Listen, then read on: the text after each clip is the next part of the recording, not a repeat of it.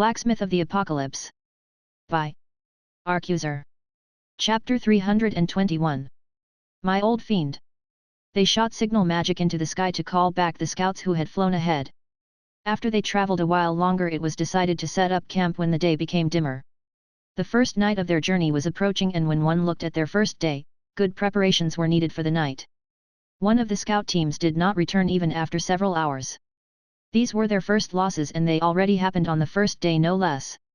They parked the wagon in a defensive formation they could easily defend if something attacked them during the night.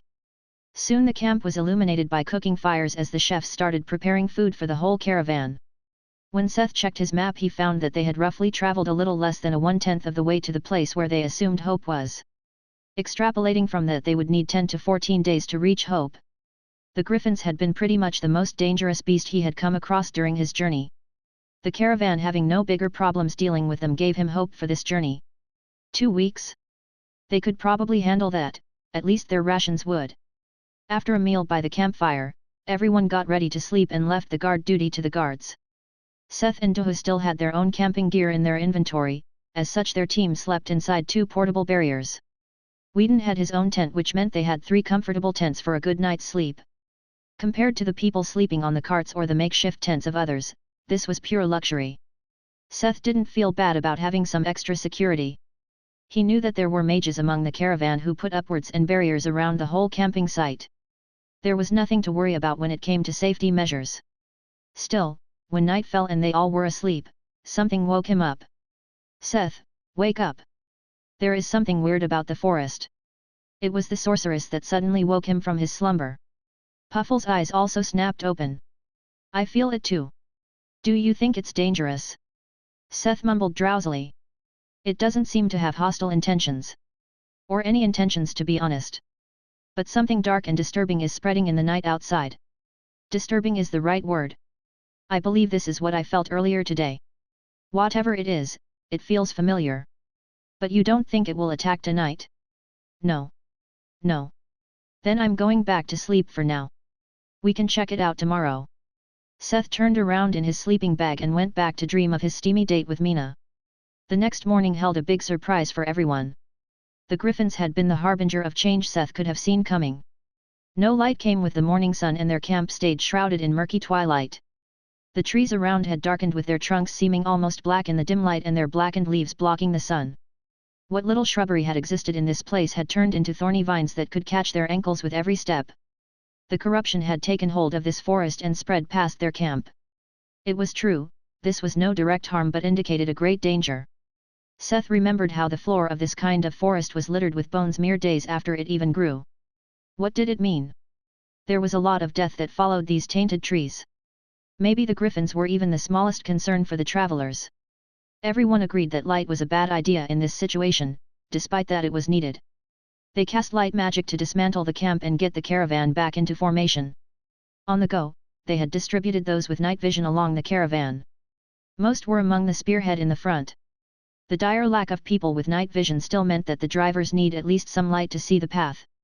In the darkness of these woods, the caravan resembled a broken Christmas light that came to life and slithered through the forest. Whedon looked in wonder from behind as Seth kept whittling bone pendants with night vision enchantment on the go.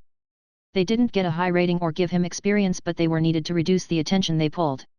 So far, they were lucky that the darkness had only arrived recently, and nothing had followed it yet. A few hours after they set off on the second day, everyone who needed it had a crude bone item that could grant night vision for relatively little mana. Thanks to this, the races and guards that had natural night vision could be distributed across the whole line of carts to get a good coverage against attacks. Whether it was needed or not was still up for debate, as all the smaller attacks from yesterday did not happen. The dark forest was completely silent, except for them. Nothing but the constant darkness kept pressing on their psyche. That was until the late afternoon, when suddenly screams echoed through the twilight below the canopy.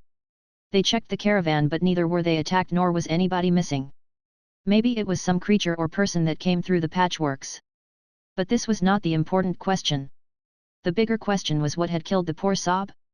It was now clear that something lurked in the darkness, and it hunted others. Seth was just glad that he decided to make those charms. The caravan traveled in total darkness as if it was day. If whatever it was found its prey through the light they made, then this would not be their problem. Sound too seemed less likely to become their problem. Nobody found the courage to speak in this creepy forest.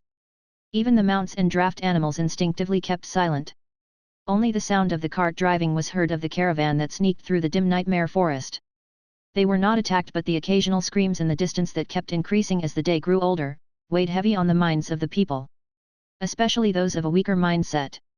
They traveled for as long as it was possible but didn't get to the end of the dark forest. If this kept going on, they would spend the next 10 days in darkness. The caravan stopped to set up camp and sent the signal for the scouts to return. Everyone was on edge despite nothing happening all day. Maybe because nothing happened at all. Formations and wards were set up with extra care. When the scouts returned, everyone was glad to see that this time none of them were missing. To avoid lighting a fire, they ate cold rations before going to sleep. Without fires, the night became cold and a biting wind started blowing. Puffle's giant body functioned as a windbreaker for Seth's little camp, and they were not the only ones who sought the company of pets this night, as many cuddled up to the beasts for some warmth. The following 3 days were no better than this night. Cold food, cold days, cold nights. Even though they did not meet any dangers, the mood of the caravan took a dive. Voices of discontent kept cropping up. Why can't we light some campfires? There has been literally nothing in this forest. It will help lift the people's mood. The leader of the freed people was arguing with the other representatives. The representative of the freed people was in favor, while the rebel leader, Elsa, and Marcel were against it. The races and chimeras had not made up their mind yet. There were many people among all factions voicing their opinion in favor of a warm meal. The troubled leaders looked to Seth, who was for some reason invited to the council. "Why are you looking at me? What are your thoughts on the matter?" the sorceress asked. This was not the first time the chimera showed interest in Seth. He didn't think she wanted something from him as a man. Maybe she wanted to gain his favor? He had seen what she was capable of during the assault of the Griffins. Except for some chimeras specialized in melee combat, she was probably the greatest success of the Theocracy's experiments. Although she lacked memories of her former life, she must have been quite intelligent and talented even beforehand. Seth really wouldn't mind recruiting her for Mina's march. He was not into dealing with politics, but also thought that lighting a bunch of campfires was incredibly stupid at this point. Think, guys. There was literally nothing ever since the darkness took over the forest. What happened to the monsters? Did you forget the screams that echoed in the night? The fact we have not been attacked means we are doing something right. If our information is correct, we are out of the forest in about 5 to 6 days. Why do you want to risk our lives to raise morale? But the people. What is better? Unhappy people or dead people? Just so you know, if you guys summon some catastrophic calamity onto our heads, it won't stop at campfires. The last part may have sounded ominous, or like a threat to the people present, and Seth left it ambiguous on purpose. Truth be told, he was hell-bent on burning the whole place to ashes the moment anything untoward happened. He had been itching to for the last 4 days because it kept reminding him of some of the darkest days in his life. The hours he had spent on that motorbike. Driving in total darkness over mountains of bones, fearing an attack or ambush at any moment. If it wasn't for the caravan, he would be doing his best to level his fire affinity to leave 10. Whether it was because of the blacksmith's ominous warning or common sense, they decided against campfires for now. Chapter 322. Blacksmith who cried wolf. Ah, again just rations? Whedon asked, bummed. Linry mourned along with him. Seth returned to his fellowship, who weren't too happy about the decision either. He didn't know why they suffered so much. He really liked the jerky and bread. He had even shared his last snacks with them. A traveler can't always choose what they eat. You should be happy you are being fed at all. Dohu scolded the two. As a dimensional traveler, he knew the meaning of starvation. You should have just eaten your fill for the next weeks early on like I did. Then you wouldn't have to eat at all now. That isn't how people work, Puff. Seth reminded the Ivisor. Sorry, I keep forgetting the burden of inferior races. Hey! Not cool. Linry exclaimed, offended. No, no. Let him talk. He has a point. Whedon stopped her. For a dwarf, he had a very sensitive side. Not every dwarf would have seen the problem in picking a fight with an over 15m long giant flying centipede, that ate angels and acted as their mount. A very comfortable one at that. See, the dwarf sees my greatness. Yet. Seth tried to end the topic. He would have liked to change it, but he didn't really know what to change it to. By the way, are you sure refraining from making a light will keep us safe? Doho asked. The tiger man had natural night vision and had kept an eye on the situation in the forest. Like others, he didn't see any dangers out there. It was just a big endless forest of dim twilight. The only rare movement he saw was a griffin moving in the distance. Seth also constantly kept an eye on their surroundings. With the eye of Argus, he could see a lot further and clearer than anyone in the caravan. The problem was that he too saw nothing. No creatures, no dangers. Just an empty forest. The absence of any visible danger is what upsets me so much. Especially if there was no danger, there should be other animals around. A danger we can't perceive or detect. For now, nothing happened, so why provoke something by changing something? Somewhere to the east was the flooded Deltan. Nobody could tell him there shouldn't at least be mosquitoes in this place. And if there were insects, there should be bats too, right? He made sure to stay vigilant along the journey even when nothing had happened yet. An inner turmoil he didn't really understand hindered him to relax at all. Maybe this forest had a greater impact on him than he wanted to admit. The murmurs and grumbling of the caravan were not small when the decision was announced that they would continue their journey in darkness. The discontent only grew with time and the conversation kept spiraling around the topic. They can't be serious. Don't they feel the cold? Just what is their problem? Yeah, it's been days since the last time something happened. Right? It's not like we are being followed or something. Even the beasts see nothing in the forest. They worry too much. They let us freeze and hunger for no reason. I have a friend among the scouts. He told me they found no sign of life for miles. A bunch of warriors was running off their mouths. They had found a silent corner in the camp where they leaned against a cart and drunk alcohol. They snuck out. It wasn't like they had anything else to do. The day was night and the night was dark and empty. The men were freezing and bored. The only danger they saw was the cold, and their only enemy were the people that denied them a warm fire and cooked food. Drinking was their way to warm themselves and complaining their battle, as they lacked the balls to openly confront anyone. I say fuck it. Let's just make a fire, one of them exclaimed. He jumped up to enthusiastically pitch his idea to his friends. With a slight slur, he kept rambling. Let's make a campfire. Let's prove these pricks wrong. Hey, Tay. Calm down a little, okay? What if they are right? Yeah. I don't want to take responsibility for jeopardizing the situation. Bah. Come on, guys. I will show you. Before any of his intoxicated friends could react, Tay had grabbed a torch and ran away from the caravan. All of them wore the bone talismans that granted them night vision. They tried to stand up and follow, but the sudden movement made them sink back down with a groan. They had made some distance to the caravan. Although he was sure nothing would happen, there was still some reason left in the back of his mind. It was the tiny voice of doubt that told him, but what if? Now that he stood alone in the forest, his drunk bravery dwindled slightly. Only for a moment though. If he could prove that lighting a fire had no effect, he would be a hero. He would be the man who brought warmth and cooked food back to the people. He shook his head and solidified his resolve. With a short spell, he ignited the torch and held it high above his head for his compatriots to see.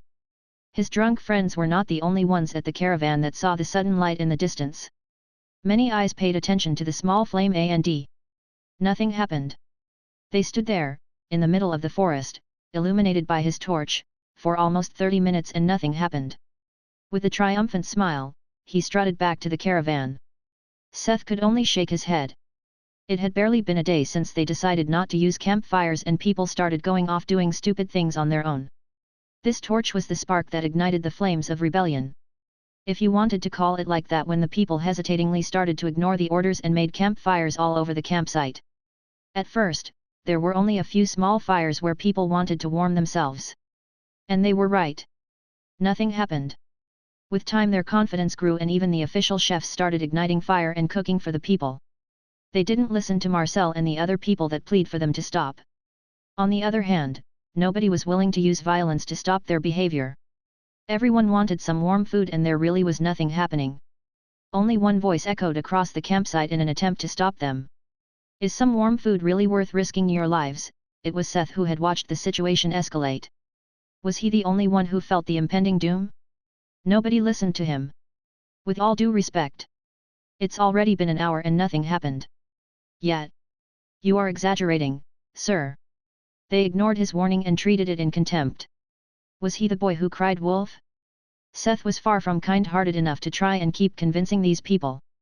He didn't want to sound like a broken record. Suit yourself then. Just remember, I warned you. Although he had no proof, he trusted his guts. Especially with the cloak of Hecate and his unreliable foresight skill.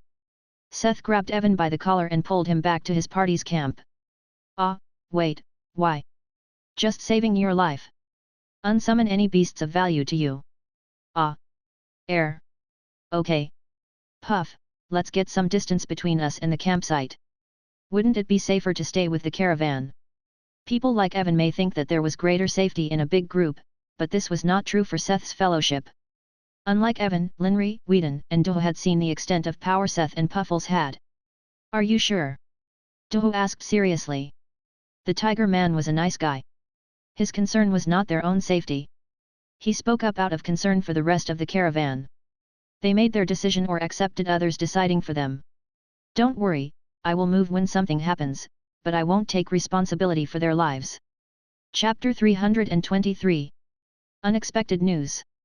It's been a week since they left, Jack and Monique sat at the edge of the Oath Guard's training field and observed the recruits. The explosive beauty was drenched in sweat and had only sat down beside Jack Felton to relax a little.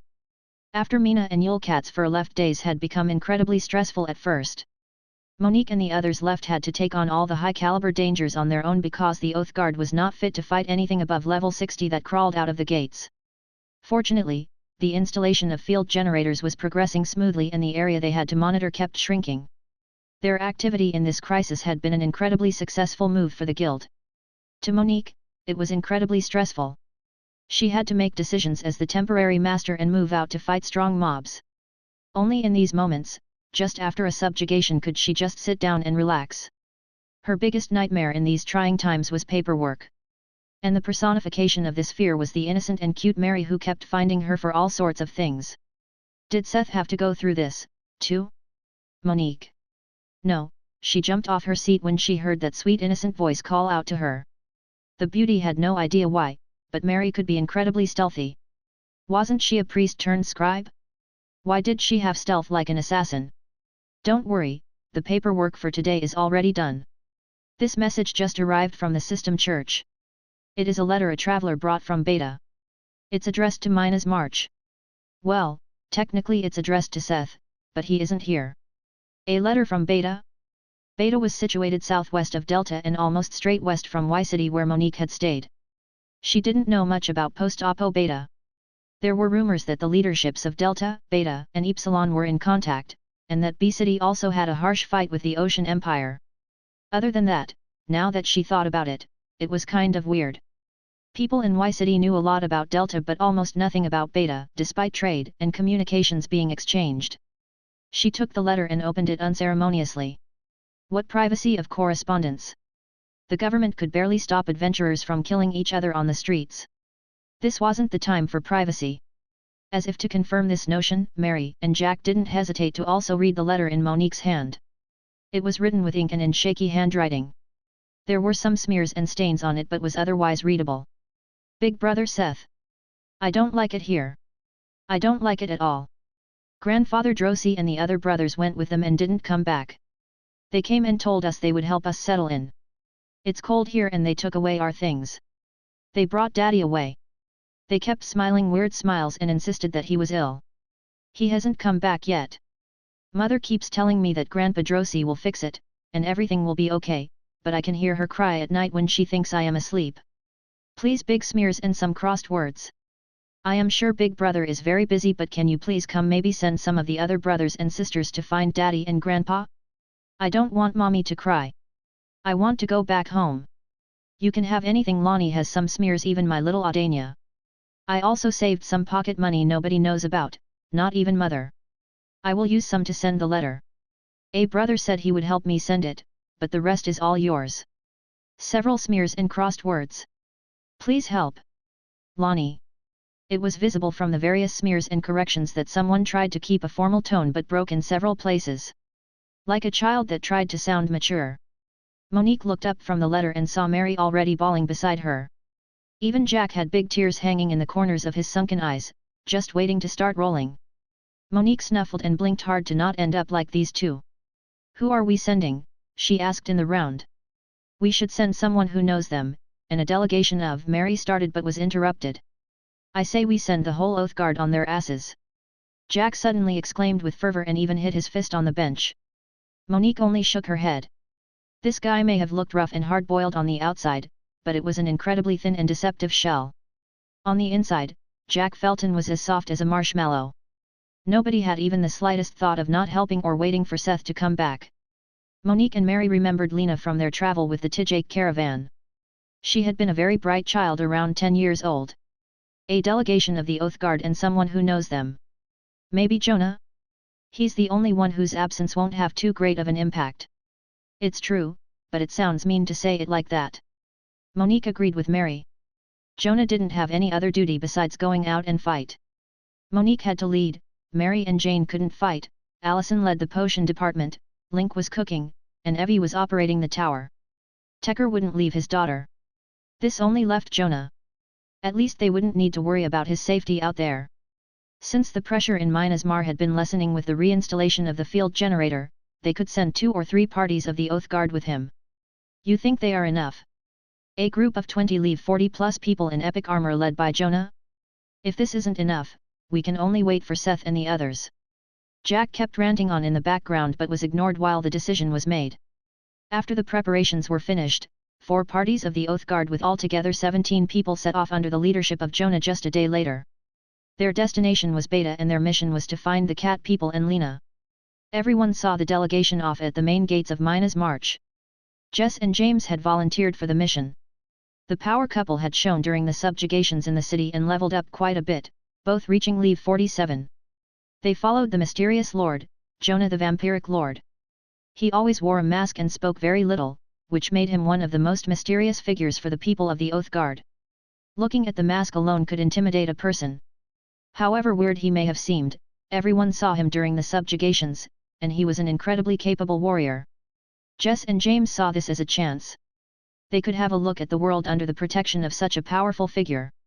On top of that, they might even have a chance to distinguish themselves on this mission. They had always lived kind of on the edge of legal society. On this mission to find and hopefully rescue the cat people, their skills to gather information could help them excel. Maybe they could become leaders of their own field service team, like Mike or Monique. The way to Beta wasn't long and they looked forward to the chance to prove themselves useful. Chapter 324. Flage Wolf. Seth's party was camping in the dark, far away from the camping site. They had their portable barriers and the wall called puffles to keep them safe over the night. In the distance, the entire campsite was illuminated in the shine of fires. The travelers were spread on the ground beside the fires, sleeping while enjoying their cozy warmth. Only the night guard was awake, but their concern was directed at keeping the fires alive more so than keeping an eye on the surroundings. It was Tohu the powerful beast warrior who woke up first. Second Puffles and third Seth. Something had woken them, though they could not explain what exactly. They looked towards the campsite where just at this moment the lights suddenly started dimming and they heard a blood-curdling scream echo through the night. It had begun. Tay felt pretty satisfied with himself. With a smug smile, he sat beside a big campfire and ate some well-cooked meat. A lot of his compatriots had congratulated him on his bravery and gifted him all kinds of stuff. His ego had soared, and he even had the balls to ridicule the blacksmith that kept talking about their doom. Sure, he had freed them but that didn't make him some all-knowing god. He took a swig of the expensive wine one of the porters had secretly given him. Life was great. With a cozy feeling in his filled stomach and the relaxing fog of intoxication blurring his mind, he fell asleep. It was a cold breeze that woke him up. He had forgotten to get a blanket. Didn't he fall asleep beside the fire? Drowsy and with a slight headache he looked around and the fire had been extinguished. A pile of leaves and dirt had suffocated the campfire, but he was not in the state of mind to take notice. Where was the guard? They looked around. Ah! There he was. The lazy bum had fallen asleep on duty. Still a bit tipsy he stumbled towards the guard laying on the ground. Hey, man! You should not just fall asleep on duty, he said with a chuckle and tried to wake. Tay shook him and gave him light slaps to the cheek. He needed a moment to process what happened next. The head of the guard rolled away. He stared at a cleanly cut neck as the head had come to a stop a few inches away. Only then did he notice all the dark blood that had drenched the dark forest floor. His stomach convulsed and he was trapped in a mix of throwing up and inarticulate whimpering. Even when his stomach was empty it kept churning and he could only sit there kneeling over the puddle of vomit. Tay's thoughts were jumbled. He had to warn the caravan that something had happened. He wanted to scream. His legs were weak, his stomach. Did his vomit just move? At first, he thought he was still drunk when he saw a small motion in the puddle below him. Staring at it, a small leaf covered in puke had lifted itself from the ground and started shaking off the yucky stuff. Maybe this wasn't real, and he was still dreaming? The leaf was dark, almost black, with serrated edges and 6 spindly legs to walk on. Suddenly his attention was disrupted by screams from somewhere in the camp.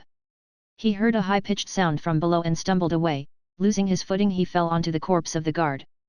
A tremendous pain burned at his shoulder where a deep cut had split his leather armor. He found that the leaf was gone and looked around in shock to find it a few meters behind him. This time he could see it launch at him with incredible speed. Screaming he rolled away to dodge, stumbled to his feet, and tried to flee. More and more screams woke others all around the camp, which sprang a huge commotion. All the fires extinguished, the guards dead, and the terrifying leaf creatures were jumping around like fleas, with every jump being a lethal attack. The warriors and magicians woke up and sprang into action. With how small and fast they were, it was hard to hit them with ordinary attacks. They held back on bigger attacks with an area of effect because they could damage the carts or hurt people. But as others kept being injured or killed, they stopped caring and did everything to kill the aggressive foliage. Most effective were auto-target magics like chain lightning, which jumped between several hostile targets. The campsite had descended into chaos, with non-combatants fleeing into the woods and the lights of skills illuminating the twilight. The sounds of thunder and explosions echoed far and wide under the canopy of trees. "Should we, maybe help?" Doho asked unsurely. "Nah, they are fine. Look. They are managing brilliantly," Seth said as another huge explosion shook the forest floor. "Really?" the tiger asked, still unconvinced. "They are a little loud for my taste. How am I supposed to sleep like this?" the centipede complained. Linri, Evan, and the dwarf stayed silent. They didn't feel like they had the right to speak up in this situation. It wasn't like they had much to say, to begin with. Mostly they were just glad not to be caught in the clusterfuck that was going on over there. Yet. They can deal with that. Seth looked off into the distance using the skills of the Eye of Argus. What you should be worried about is what comes afterward. The blacksmith was sure that this kind of commotion would not stay unnoticed. The campfires had already drawn attention, but a full-blown battle as loud and flashy as that? What would this disgusting place come up with? The chaos finally toned down after maybe half an hour. From the direction of the campsite, a figure became visible. A warrior came running to Seth's camp. He was covered in bloody cuts but nothing lethal. As he got closer, they recognized who it was.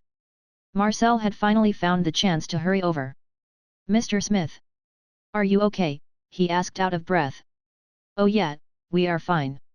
What happened over there?"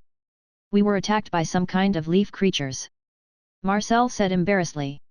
He wanted to find a chance to ask for help, but Seth's tone was so casual that he didn't know how. "I see, that explains what's happening over there," Seth said with some shock on his face. Marcel turned around and the others followed his gaze.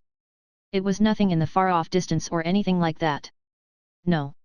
Just off in the darkness outside the shine of the campsite's lights, leaves were roiling in a big dark mass. Everyone in the campsite had soon noticed it, too. The adventurers started attacking the raving aggregation of darkness, but it had almost no effect as their attacks were simply swallowed. They all watched as more and more leaves from the surroundings and the crowns of the trees joined until finally, something split off.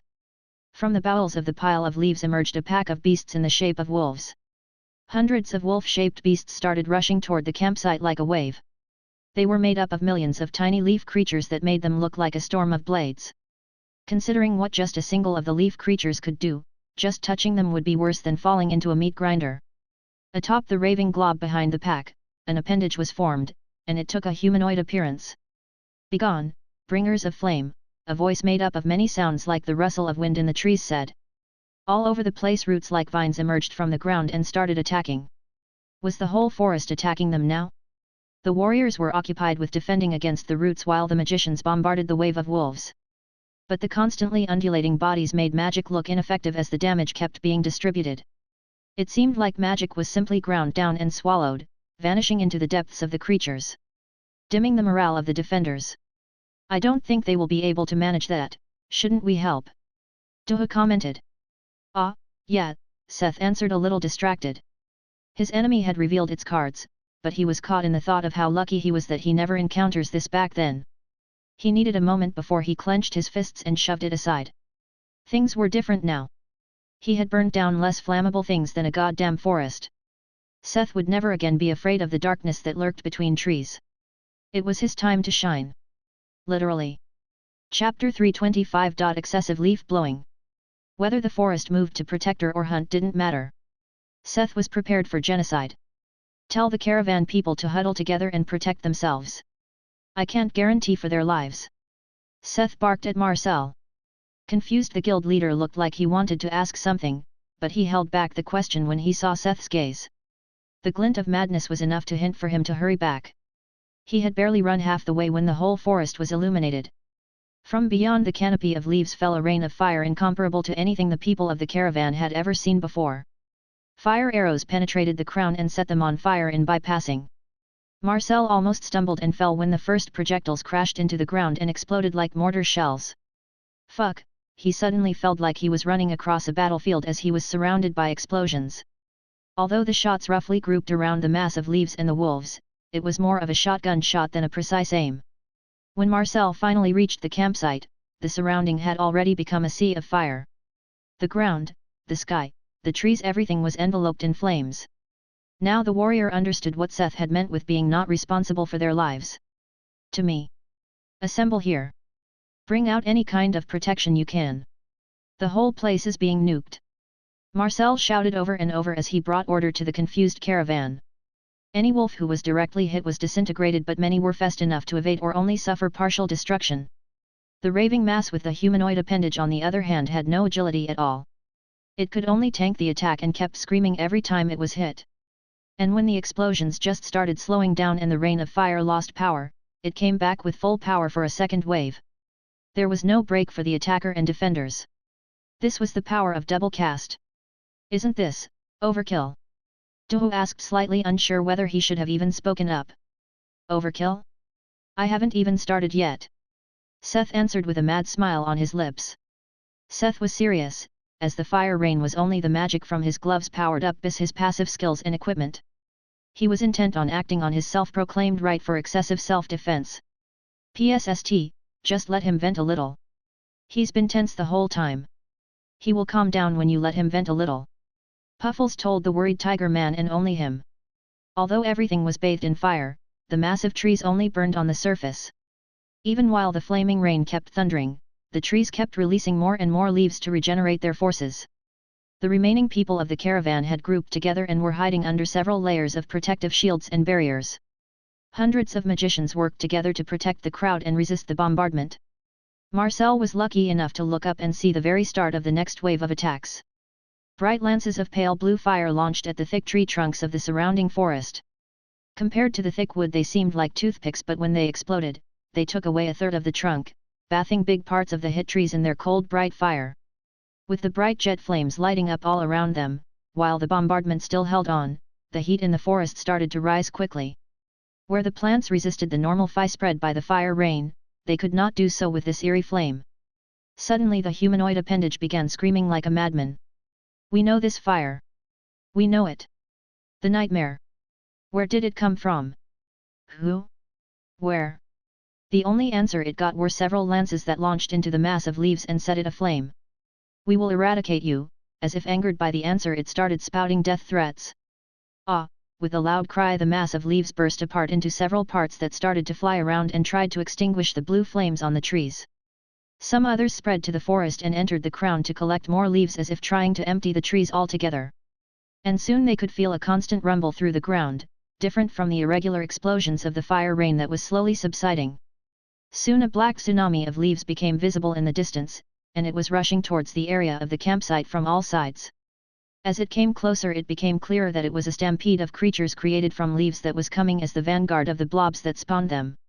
It was really the whole forest aiming for their lives now.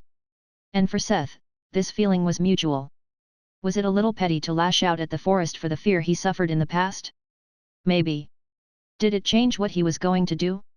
No, he was here to destroy nature.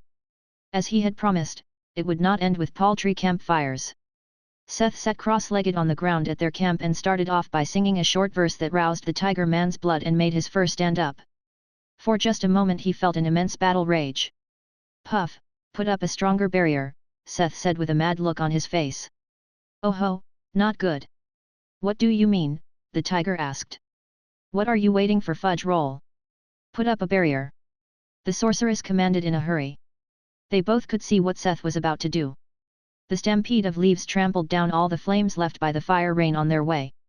The constant thunder of their advance grew louder and louder as they closed in. Was this their end? Marcel couldn't help but think of home. He didn't want to die. He wanted to go home. He just managed to find success and didn't even get the chance to enjoy it. With tears in his eyes, he hugged the Ice Queen beside him tightly. He didn't wish to die alone. What a weak man. Elsa said with a slight blush and patted his back. She had gotten used to him and nobody wanted to die alone, right?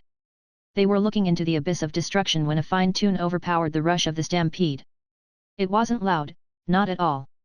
They couldn't understand what it said, but it sounded refined and charming. What was this music? It distracted them from their fear and impending doom, and it did more. Feelings started bubbling up from the darkness within them. Why did they have to be afraid? Was this fair? They didn't deserve to die. Who allowed them to take their lives? It was unfair. Questions over questions kept flooding their mind and their fear started turning into rage. But before they could act on the impulse to take up arms and die in a glorious last battle, the sky was illuminated once again. A cold unnatural light was cast on the dark forest with its black trees, black ground, and leaf creatures. As if a bolt of lightning had struck and its light simply stayed. Once again fire rained down from the sky, but this time the fireballs were an almost white, pale blue, and they kept growing in size as they fell. When the first crashed into the front rows of the stampede, it exploded like a bomb and flattened anything in a radius of 20 meters with a wall of fire. Just its shockwave caused the barrier above the caravan to almost collapse. The distracted casters hurried to stabilize and strengthen the shields. Had they been directly hit, they would have died then and there.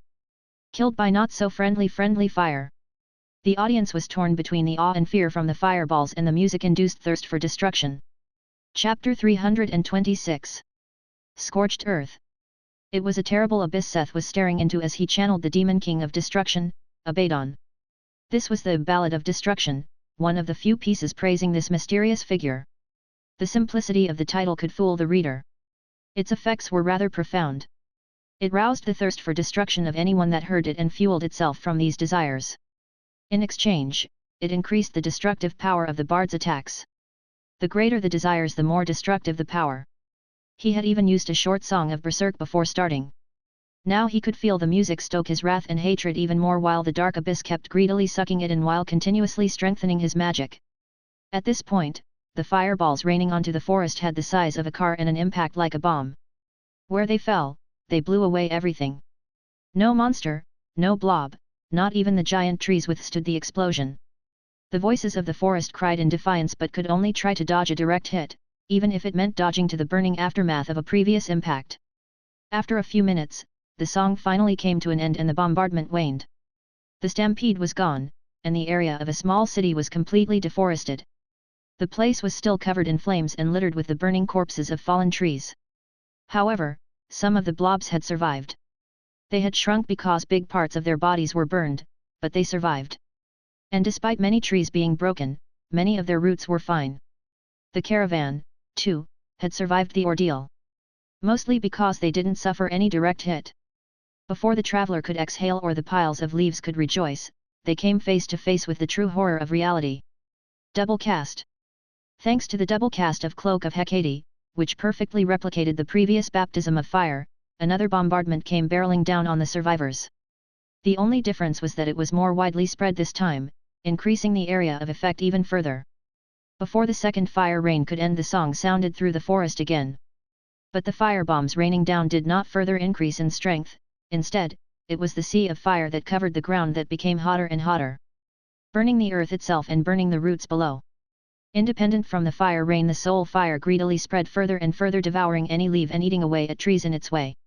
The only patches spared from the fire were the campsite and Seth's camp. When his mental energy finally ran out, he stopped singing and controlling the fire.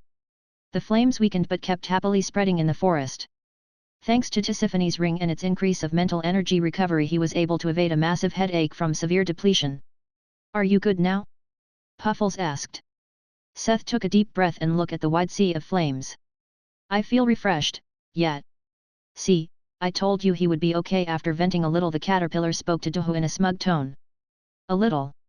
Duhu mumbled and looked at the hellscape left behind. Ding! Your skill Fire Affection Leave 9 had become Fire Affection Leave 10. Ding! Your skill Fire Affection Leave 10 has evolved to the trait Kin of Fire. Ding! Title: 1 of Fire gained. You are loved by the fire element. Fire elementals are friendly to you. How long do you think will this fire burn? Duhu asked and distracted Seth from the system notifications. I don't know. It may go on for a while.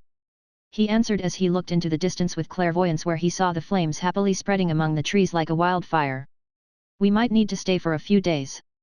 Besides his evolved skill, he had also leveled up singing, and his own level went up by 2, reaching 52. It was a shame nothing he did at the stronghold really helped him level up. Kin of Fire came with no description at all. Seth would have to experiment to see what effects exactly it had. For now, only one thing was for sure: his connection with fire had grown a lot stronger.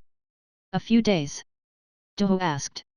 Yeah, at that point the fire should have enough of a head start on us, so we don't have to wait on it. When the flames and their surroundings finally died down, there was nothing left but a grey wasteland. A thick layer of fine, powdery ash covered everywhere the flames had come past. When the heat finally receded enough for them to leave the barrier, Duhu and Evan went over to the caravan to see if they could help with anything. Seth stayed because he had burned through a lot of energy and wasn't really in the state to help others. This was the second time in roughly a week that he was this exhausted. He started getting tired of playing the hero, or was he an anti-hero? Anyway, he didn't feel like making this his routine. Worrying about others was really tiresome. The situation the two found when they reached the campsite was rather chaotic. People were arguing all over the place, others were whining and mourning. A lot of mages laid collapsed on the ground. Soon later Duhu returned back to ask Seth to come. He was a bearer of bad news. Marcel and the other leaders had a hard time calming the people down and keeping order. The awkward silence between him and Elsa didn't help. That their numbers had shrunk significantly didn't either. It wasn't just the people that died to the attacks of Mother Nature, but many of the high-level adventurers had teleported home in a panic. There were mostly adventurers below Level 40 who couldn't fight left, which meant the chimeras and freed people made up the greater part of the current fighting force now. As such, some among them had come to the conclusion that maybe they should have a little more to say than others. Especially the demons, who managed to keep the greater part of their power, were rallying the people. In their confusion and fear, the people were split. They were easy to manipulate and lashed out at others. It seemed almost impossible to calm them down as people profile themselves in an attempt to grasp the power.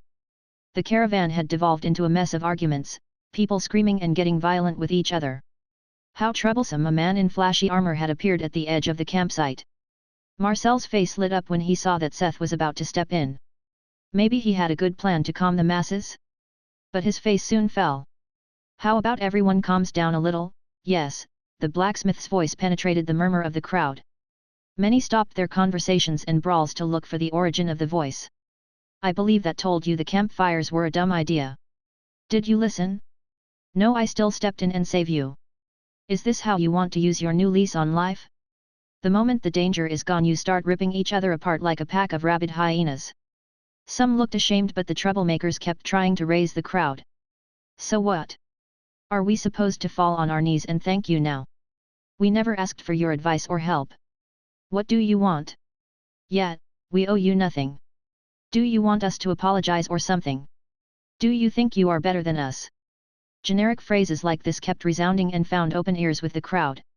Seth blinked a few times as he had a hard time dealing with the human psyche.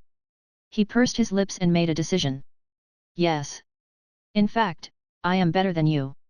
And since you seem to argue about the hierarchy of the caravan, I will throw my hat in the ring. His voice was oh so disgustingly sweet and stuck in the caravan's ears like sticky honey. Why would you be the leader? Yet, who would we follow you? Insecure answers came from the crowd. The most vocal demon stepped forward and spoke in a demeaning tone. Being a demon, he had good resistance to skills like the voice of Seth. What right do you have to take control of the caravan? A similar ripple originated from him, making the mob falter. Seth blinked at him. Then he looked to Marcel, who was blinking in a surprised and confused way. Maybe not for the same reason. He looked up to Puffles, who was towering over 3M behind him. He let his eyes wander over the desolate wasteland around them. Are you serious? Yet, nobody wants to follow you. Why would you be the leader? The demon elaborated smugly.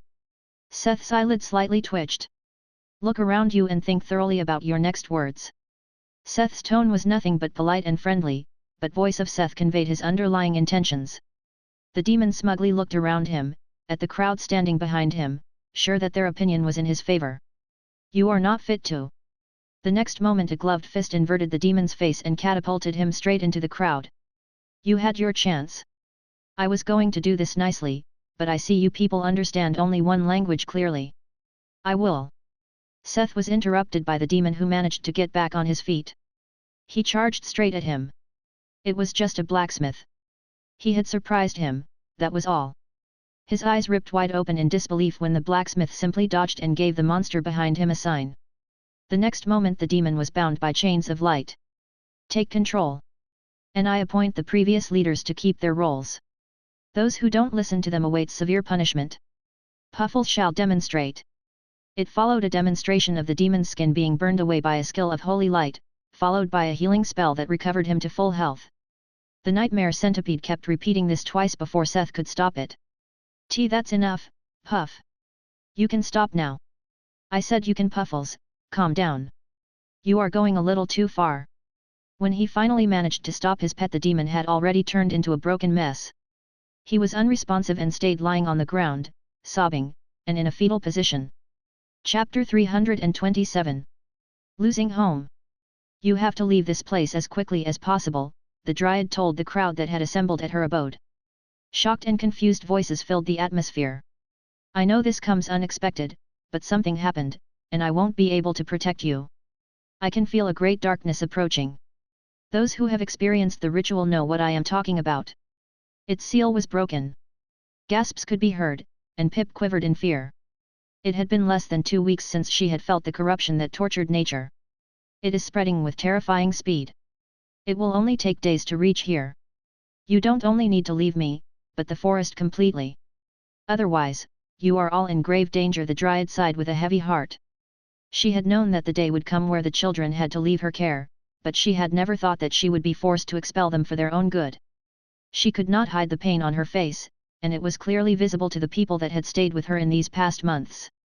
Although it broke their heart, nobody had it in them to argue with Karina. Even the youngest children could read the mood.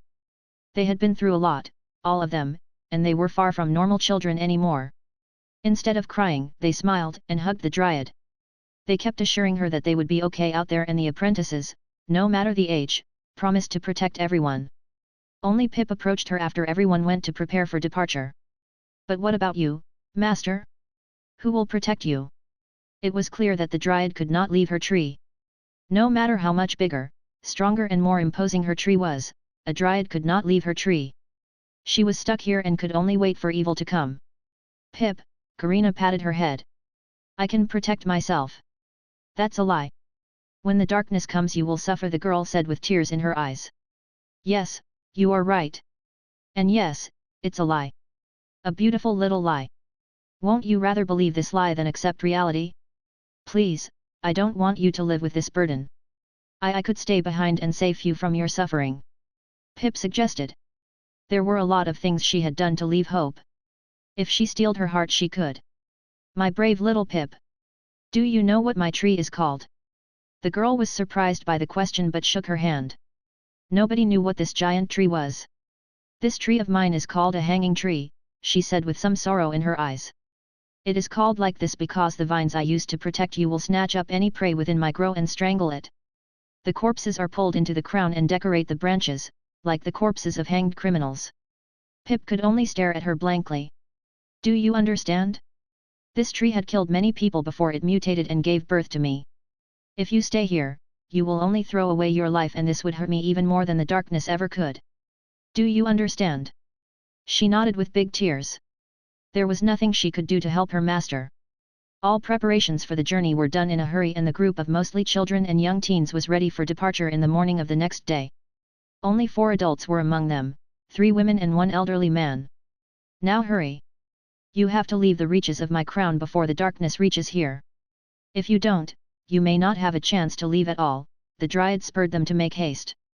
The group of roughly 30 people was distributed on 3 carts pulled by a kind of tame cow monster. Thanks to their connection to nature, it was easy for many of them to communicate with animals and have them pull the vehicles. Had they traveled by foot, it would have taken days just to reach the edge of the hanging tree's crown. This travel was also their last chance to take in the view of sprawling meadows below the giant tree that embraced the sky. It still took them a full day's worth of sunlight, but when they finally reached the curtain of vines in the twilight of sunset, they saw a figure waiting for them. Hurry! The Dryad screamed at them in distress. The animals reacted to the urgency in her voice and fell into a sprint, which led to some people almost falling off the cart. As they neared the Dryad, Pip saw that her previous healthy green skin had turned dark with black web patterns all over her body. It has already reached the trunk. I can only control these vines. Hurry and get out. And don't get slower. Don't take a rest for as long as possible. Even when the darkness catches up, keep going. Great destruction follows the darkness. Those were the last words Karina shouted after them when they sped past her. Nobody tried to hold back their tears. Except for the driver, who needed to see in front. A lullaby filled the leftovers of the campsite. Seeing the crowd upset, Seth used a simple lullaby to calm the people. Although they calmed down, because voice of Seth transmitted some of his other feeling besides wishing to calm them. Let's say the people quietened down because they were intimidated by the unspoken threats that swung in his song. After the blacksmith had settled the people and power structure of the caravan, the previous and newly appointed leaders got to their work to clear up the chaos and salvage anything they could from the campsite. What was that? Marcel asked when Seth swaggered over to him. What do you mean? I solved your little problem. Look, now they are all calm and obedient. I bet you won't have any more problems with insubordination. But did you have to pick a fight? Let me make this clear, he forced my hand. He was also a good scapegoat to show them that I have the power to lead them by force if I wanted to. Anyway, this should fix the problem for now. By tomorrow, the fire should be far enough away for us to travel again. Are you sure? I would hate to travel over a field of still smoldering coals. It's a lot easier than traveling through the forest, if you ask me. Yeah, for you? Definitely. For us? Well, you might be right. Traveling across an ash desert seemed more appealing than fighting their way through the dark forest. At least they could see the sun again. And even after losing some of their porters, they still had enough rations to make it to Hope. How far will the fire go? What do you think? Marcel suddenly asked. It wasn't because he was afraid of the fire, but because he was confident in it. Right now, they were in the middle of a growing circle of fire. This meant they were the only thing alive in here and protected by the wall of fire. I have no idea. At some point, it will lose power and turn into a normal wildfire. Since I lack experience in burning down corrupted woods, I can't tell you when that happens or how far that will reach. Let's hope we don't see any of those woods again until we are out of here, Marcel mumbled. He really didn't want to re-enter any part of the dark forest after seeing what had just happened. Seth's display of power had culled the more ambitious people among the travelers. One could say that these lost sheep had been enlightened. After they got the caravan back in shape, they once again hit the road. Because the air was filled with fine ash, they needed to cover their faces. It took almost another 3 days for them to finally leave the ashen desert behind. Chapter 328. Last Wishes. Seth felt a lot better traveling through the ashen desert. It was as if a weight had fallen off his heart, with all the trees gone. Also, the constant trickle of kill notifications lifted his mood a lot. Many forest critters were losing their lives in his fire, and Seth had raked in a good bunch of experience through this. When the notifications finally slowed down, he had already reached LV 56. He had gained whopping 4 levels by starting a forest fire. 2 of the most recent notifications he had gotten had surprised him in particular. Ding! You have killed mutated hanging tree leaf 67. You have earned experience. Ding! You have killed Karina, Dryad of the hanging tree leaf 67. You have earned experience. These were the biggest chunk of experience that came in. It was the second day after the battle, but Seth couldn't tell how far away this tree would have been, as he had no idea how quickly his flames had moved. He would have expected to see such a humongous structure at the horizon. Seth couldn't believe that his fires had managed to kill a hanging tree. Just the memory of the giant tree that reached into heaven and covered the whole city still struck fear in his heart. He was sure there must have been something wrong with the tree. It might have been young, or weakened. The level was definitely too low for the terrifying field boss he remembered. But this was not important. It was not important how much he doubted it. The notification clearly stated that somewhere out there his fires had killed a hanging tree and its dryad. Marcel, come over here for a moment. Seth called the guild master and leader of the remaining adventurers.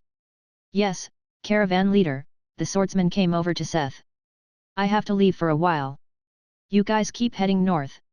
I will meet you later. Marcel was a little confused and wanted to stop him. But there wasn't really anything he could do facing the determined Seth. You do know those souls will probably have dissipated by the time you find the place. All was in a bad mood lately. She had finally gotten Seth to promise to make her a true vessel, but now they were stuck in the middle of nowhere, traveling with a bunch of baggage. Still, I have to try. I am completely out of souls right now, and getting my hand on the soul of a hanging tree and maybe even its dryad. Imagine what interesting abilities those could have. Ugh, fine. But hurry. Where are we going? Puffles asked excitedly. The caterpillar was extremely bored drudging after the caravan all day long. He was up for some action. Seth had to think for a while before he decided to head straight east for now. From what he remembered about the hanging trees, he knew that they would only be born in the center of a huge swath of forest. In the west was a city with the giant field boss he remembered, so it was probably not that way. Other than that, he trusted his intuition. He felt pretty good about his insight because of the cloak of Hecate. After he told the Ivisor the course, the nightmare centipede lifted into the air. Behind him, he heard the surprised screams of Linri, Whedon, Dohu, and Evan. He had completely forgotten about them. Well, he didn't plan on doing anything dangerous, so it should be fine. While Puffles soared through the skies, Seth used the Argus eye to search the ashen desert below for souls that were left behind. Although the centipede could fly for long, his maximum speed in the air was incredible. For an hour of flight came 5 hours of traveling on the ground. Since they were not forced to travel at the same speed as the caravan, they still made a lot of distance. The tens of strong legs kept hitting the ground in quick succession and created a rhythmic drumming as they ran along the desert, leaving a huge dust cloud behind. It took a good while until Seth started spotting souls here and there. Some when during their third time on the ground, he finally saw some small souls here and there floating over the ground.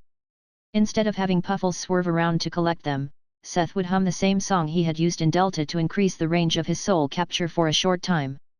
Night had finally fallen. They were just getting tired and ready for a break when Seth spotted a big light in the distance. Everyone stood awake just a bit longer as Puffles sprinted to the place the blacksmith had pointed out. Soul of a mutated hanging tree, massive, partially corrupted, incomplete, epic. The soul of a massive tree that went through a mutation and gave birth to a dryad. Corrupted and incomplete? Seth observed the soul with some disappointment. If this soul was also unusable, then this trip was really for naught. On their way here he had only collected 50 small and 3 medium-sized souls, which was a joke compared to the consumption he had recently. To make it worse, all of them were corrupted. They had a fine net of dark webbing inside them that slightly dimmed their light. Corrupted didn't sound like a very beneficial status.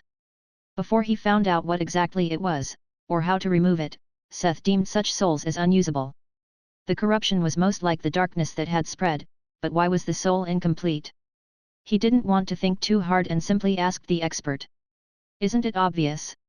It's because the tree gave birth to a dryad despite not being supposed to be able to. Hey! Only special trees are able to give birth to dryads. If a normal tree mutates and gives birth to a dryad, it means that the soul is split between the tree and the dryad. I see, I see. So, the soul has to be somewhere close by, since a dryad born like that cannot leave its host tree. Following the Lich's helpful advice, he scanned the surroundings again but could see anything. Even if it was a small hanging tree like he suspected, the diameter of its crown would still have been around 30 kilometers. You guys can camp here, I will make a few rounds with Puff, he told his fellowship, who dismounted the centipede in a hurry. Even the big strong tiger man just wanted to take a break and catch a bit of sleep. In the meantime, Seth went in circles and looked out for another glow in the distance. It felt like he was playing Dim Souls, looking for items or souls left in the landscape. It didn't take long to spot the light in the night. When they got closer, he could see an irregularity in the soft ashes that covered the earth. Seth recognized the pattern when they got closer. Sticking out from the ashes was a roughly humanoid shape. Like a wooden puppet that had been charred beyond recognition. The soul was silently floating above the corpse on the ground that seemed to have died while staring into the distance. Ding! A quest has been triggered. Quest, a mother's last wish. Difficulty, D. Karina, the Dryad was born from a terrifying existence. Despite her origins, she had a big heart and gladly accepted the homeless and hopeless with a pure heart as her children and took care of them. A great calamity struck her home and she was forced to make her children leave. Her only wish was for her children to be able to leave the forest safely. Requirement, make sure her children can safely leave the forest. Rewards, caring soul, purification of the hanging tree's soul. Do you accept the quest? Again, a quest. He really had enough on his plate right now, but he also kind of felt bad because he suspected the great calamity to have been his fire. That said, the reward was not bad at all. Not just the souls but also that the rest of the tree's soul would be purified. Seth had been moping a little when he thought the trip was a dud. He had even thought about doing something crazy like going south from here and looking for Deltan. There were definitely a lot of souls to harvest in that place. And he was already here so. But it could be really dangerous. Linry and Whedon were not exactly strong and he didn't want to bring them into danger. The quest was a good excuse to stave off such thoughts. So he accepted the quest. Chapter 329. Deltan again. Ding! The quest, a mother's last wish, has been fulfilled by Allied forces. What? The moment he had accepted the quest for the soul, he was notified that it had been completed and the soul appeared in his inventory. Caring soul, big, rare, crafting material. The soul of someone who cared a lot about the fate of others and was always ready to lend a helping hand. The wood of the mutated hanging tree had also lost the corruption effect. He had gotten all the rewards without even doing anything. Does this mean we visit that city you wanted to go to? With all excuses out of the way, Seth actually felt a lot better about doing his own thing for a while. He was not ready to face his trauma with the hanging tree, but he was eager to get revenge for the near-death experience with the snakes. Bully the weak, fear the strong and your life will be long or something like this. As for Linry and Whedon, Duha was probably enough to protect them. On top of that, Evan and Whedon might even be able to gain some level by fighting the small fry. He realized that the chance they would have to face any danger was quite small. After all, Seth had the title Master Skywalker, which granted him a massive aggro boost from snake monsters. The snakes would probably ignore anyone beside him when they came into range. Alright, guys, we have a new destination. Everyone gave off moans of despair. Don't worry, we set off tomorrow. I won't force you to sleep on Puff's back. Relief sighs followed and soon everyone had fallen asleep. Seth used breakfast time in the morning to explain his plan. He briefed them on the place and enemy they were probably to face. From his map, Seth knew the way and the changes in terrain that happened in Deltan. The city, which was almost a deserted desert ghost town when he came there and was later flooded, was now a huge swamp biome after the trees tried to take over the area. The plan was easy to understand. They would look for a safe place at the edge of the swamp. There Duha would stay back with Linry and the others and wait for Seth and Puffles to return. He didn't want to take them with him into the swamp. He still remembered being surrounded by snakes. This would make it too hard to protect the priestess. It was better for Duha to stay with them in a relatively safe place until Seth was done. The Tiger Man agreed to protect them until the blacksmith returned. He even promised to bring them out of the forest, if Seth failed to return. After breakfast, they saddled up on the Ivisor and traveled straight south from their current position, which would lead them right into Deltan. They were quicker than Seth had even expected. It was thanks to the magnitude of destruction the fire had reached. They could travel the long part of their journey over ashen plains. Even when they reached the edge of the forest, it was clear that the flora had a hard time reviving the scorched earth. The travel speed slowed a little when the giant Ivisor had to weave through trees and shrubbery. Flying up was impossible because the thick canopy of branches and leaves would have ripped them out of their saddle. The changes in terrain became quite obvious once they reached the swamplands. These had been grassy plains before where Seth had met the fairies for the first time. Later it had turned into a giant lake where he saved Finn and her people from drowning. Most of the water was gone, but the place was turned into muddy wetlands covered in sparse and crooked-looking trees and grasses. This was as close as Seth was ready to get with all of them together. They found a slightly more dry, elevated hill that was fortified by a small group of trees. It was the Tiger Man who had chosen this place. "Watch your step," Duh reminded as they dismounted the centipede. As a dimensional traveler, the Tiger had his fair share of experiences with all kinds of terrains. He was well equipped for fight and survival in any circumstances. It was one of the reasons Seth felt assured when leaving these people with him. "Hey, don't you dare not to come back. You promised me a life in Delta. You have to keep it," Linri demanded harshly, but she couldn't hide the worry in her voice. Whedon and Ethan also looked wary. "Don't worry about me. You have seen what I can do. You have seen what Puff can do. Worry about them," he said with a confident grin and said his goodbyes. On Puffle's back he flew all the way until the ruins of the city became visible. The flooded city was still flooded with the top halves of high-risers and skyscrapers peeking out of the murky sludge that filled the street canyons. The only big difference was that the top halves were covered in vegetation. Trees and all kinds of plants, bushes, and vines found their way to repopulate the deserted city. The once grey and dull modern landscape had turned into sharp, steep cliffs covered in lush green. If he didn't know that the whole place was probably infested with snakes and monster fish, it would have been a really magnificent sight. Puffles landed on a clearing on the roof of a rather intact high-riser. "What now?" the Eye-Visor asked. "We wait," Seth answered with a smile. He counted on his title to pull the aggro and assemble the prey. They had barely managed to settle down when swarms of 3 and 4 meter long constrictor snakes started flocking, filling the water surrounding the building they stood on. The murky water was filled with long winding bodies, making it look as if it was boiling. "Ew," the Eye-Visor commented, and Seth could only agree. This was not a very appetizing sight. Against Seth's expectation, they did not approach any further. The small snakes made no attempts to climb the building and stayed in the water. He waited for more snakes or bigger ones to appear, but nothing happened. He had drawn a huge crowd of small fry that did not dare to actually fight. Maybe he had to draw blood to summon the bigger ones? Like a neglective parent that only came when it heard its bratty child cry and whine. Just that this would not end with just a few tears. Seth double cast the fire rain and flaming balls fell from the sky, striking the water surrounding the building. Of course, the scale was smaller than in the forest as he did not do anything to actively strengthen the magic. Who would go all out on a bunch of small fries? The fireballs the size of a basketball submerged into the water, roiling with bodies, and detonated with huge fountains. The whole building was surrounded by several meters high fountains of water as the kill notification kept coming in. It was just, even with these quantities, the quality was simply non-existent.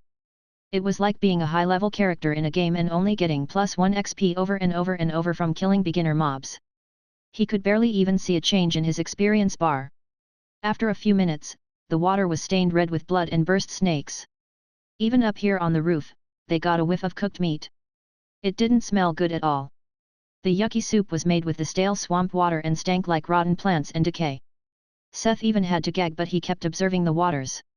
The light show should have been heard and seen in a wide area, right? This spectacle had to draw attention. Chapter 330. Rolling in the mud. Where were they? Why was nothing happening? Seth had been waiting for 2 hours, but nothing had come to take revenge. Was this title a joke? Where were the big snakes? He had looted roughly 40 small souls from the riffraff, but nothing else of use or worth. This was not what he had expected. When he came to the city, he expected it to be swarmed with juveniles at this point. Or maybe even adults. It had been a whole year, one would expect the population to boom or grow stronger at least. Seth had even low-key expected to find draconic materials. He remembered that weird stone from the juvenile's brain. The huntress Yudrid had told him about the Carfuncle. The juvenile having one meant these snakes had the potential to rank up into a draconic race. If this was true, then he could have gotten his hand on a whole bunch of epic or at least rare materials. He didn't even worry about most of it being leather. He had Whedon and Cerberus now. The latter could do anything he could, and the other was actually an armorer, a blacksmith specialized in making armors. He could shove the whole thing about leather armor for the shop on Whedon now. The dwarf did not yet know of his luck, but Seth was sure he would agree to stay with Mina's march. What dwarf could resist the lure of unlimited materials and creative freedom? But no snakes came. This would escalate to actual work if he had to hunt them down. Even when they were huge creatures, they could easily hide in the murky waters below. But why isn't the tidal working to draw them in? Maybe they are occupied? Puffles threw in. What would they be so occupied with that they ignore their brood being killed? Making a fresh one? Al commented dryly. You mean they? Seth shuddered at the thought of what the sorceress was suggesting. He had seen documentaries about this. How constrictor snakes would create huge breeding balls with loads of males and one female in the middle. Stop thinking that, we can read your thoughts. Puffles cried out. Al only gave a weird ambiguous moan that could mean anything. Yes, if this is right, it should be enough of a distraction for them to notice you. She said as a distraction. It could also be a chance to get a bunch of them at once. A big ball of snakes doing steamy business couldn't be that hard to find. He only felt slightly bad to interrupt their intercourse. On the other hand, he was planning to curb their species anyways. Turning mating into decimating didn't change much in the overall outcome. Seth mounted the eye visor and pointed in the direction of the city center. It was the direction he had seen the field boss matriarch move to the last time he saw it. Let's go in that direction. The nightmare centipede did not fly to save Mana. Instead, it jumped from building to building. Puffles jumped from roof to roof, or sometimes he would jump at the wall of a higher building and climb up before jumping to the next. They came to the edge of a wide lake. The buildings in the area were destroyed, with the rubble forming a ring of cliffs surrounding the almost circular clearing. The water inside the lake was raving with giant bodies that incessantly kept winding and coiling around each other. Horrifying. It was all Seth could think at this moment. The sight was simply horrifying. The whole lake, with a depth of several tens of meters, was completely filled with titanic snakes. He could barely make out where one started and the other ended, but each and every one of them was thick like a train and probably double the length of Puffles. Before he could stop himself, he had used observe on the turmoil. His sight was filled with so many overlays that he could barely see anything else. The fact that it didn't seem like the snakes had noticed did not alleviate his shock. Titanoboa juvenile leave 47. Titanoboa juvenile leave 54. Titanoboa patriarch leave dash. Titanoboa adult leave 65. Titanoboa juvenile leave 53. Titanoboa adult leave 59. The list kept going, and the patriarch with the inaccessible level was not the worst. Pseudo swamp dragon matriarch leave dash. A dragon. Not a drake or a wyvern. Not a draconic species or a far-off relative. It was a dragon. Even if it was just a pseudo-dragon, if there was one thing Seth had learned one thing during his time in Aura and the interaction with foreigners, then it was what dragon meant. Dragons were a legendary existence at the absolute apex. There were only a few existences like this. A true dragon could even rival a lower god. Calm down, idiot. It's not as bad as you think. Pseudo-dragon means that it could grow into a real dragon with time. Right now, it is far from being a full dragon or becoming a legendary existence. That angel, Luluphone, or whatever, was stronger than that worm. Al Salzar scoffed at the existence of the pseudo-dragon. So, you think I can take it on? If you wear my ring, you have a 65% chance in a direct confrontation. Not counting her minions. I see, then let's not directly confront it. Had it been just a mating ball of giant snakes, Seth might have just attacked them by spamming the fire rain until the whole lake became snake soup. With the existence of the matriarch, that became a really dumb idea. For now, they decided to retreat and prepare for the battle. The hum of a tranquil tune broke through the morning mist that lay over the lake in the middle of Delta. Unlike other demonic ballads, it would have been very pleasing to hear if there was anyone to listen besides the wreathing ball of giant snakes. It calmed his heart and silenced his mind. A profound sense of mourning accompanied his song. It was like a funeral march for the restless souls. A short twang drowned out the song for just a moment before life got into the heap of snakes. A song to soothe the victims of his bow, for they would be dead once the song was heard. Over and over the bowstring resounded, and as more movement came into the lake, so did some quiet down again. The trail of mourning was a sonnet that sounded compassionate at first, but actually, it explained to the victim that it was simply unfortunate to cross his way, to accept its fate because it stood no chance, to begin with. In the same breath, it praised the skill of a demon known for its powerful archery. It sounded sweet but was technically just gloating. Seth was no archer and lacked any specific skills to strengthen his attacks. He could only compensate it by buffing himself with a song. The adamantine tips of his arrows easily penetrated the thick scales of the gigantic beasts. Guided by the bow's will, they would find the way to a vital spot of the reptilian bodies. Once inside their bodies, the arrow tips' enchantment and the bow's effects brought rapid decay and terrible pain to the scaly fiends. Some directly lost consciousness, and very few among them were assured to never wake up again as they were hit mind decay. Those hit by the arrows were furious from the pain and tried to emerge from the knot and look for the enemy. The few that managed to escape the chaotic bodies had done so in vain. There was nothing to be seen. Seth stood on one of the cliffs at the edge of the lake. Wearing the helm of Hades, his tune and arrows never ceased. Puffles observed the lake from a distance in a stupor. He was not the only one who had grown. The firestorm in the forest had already been strong, but this seemed simply like cheating. The blacksmith simply stood there, sang a song, and shot arrows without a care in the world as he stayed unseen. Despite the huge difference in level and physical prowess, the number of arrows made sure that optional effects would trigger at least once in a while. One party was completely safe, while the other was being slowly killed. Sometimes an arrow would even find its way through the eye and end the life of a reptile, bigger than the eye visor, in a heartbeat. Puffles, the divine being and nightmare centipede, understood the glory of being overgeared and made a decision. He would pester Seth for his own set of equipment. The world would shudder in fear before Puffles, the Great. Even more than it did already. Chapter 331. Muddy Bonanza. Mud and water splashed as the giant snakes writhed in pain and hurriedly unraveled their knot. The lake's water became even murkier as they stirred up the mud at the bottom. As the snake finally took some distance from each other, Seth saw one of his concerns confirmed. The swamp dragon was gone. This should have been a piece of good news because there were only ordinary high-level giant monster snakes left. Except that he did not know where the matriarch had gone. But he had to stay calm and keep reciting the song. There was a raged heap of titanic snakes before him. He could not just run off, to make sure where the dragon was. The snakes in the basin were running wild as they tried to find the source of the song and arrows and began to use large-scale skills to pelt the surrounding area in destruction.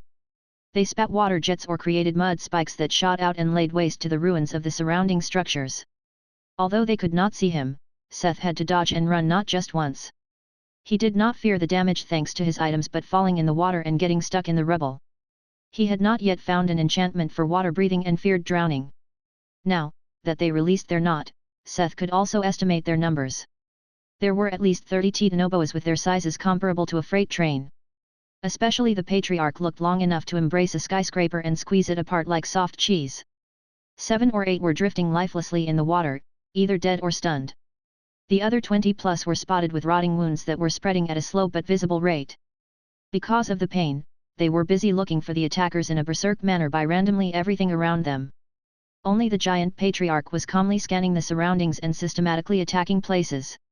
This snake had an intelligence comparable to a human and remembered the encounters with invaders that had also used the tiny prickly things.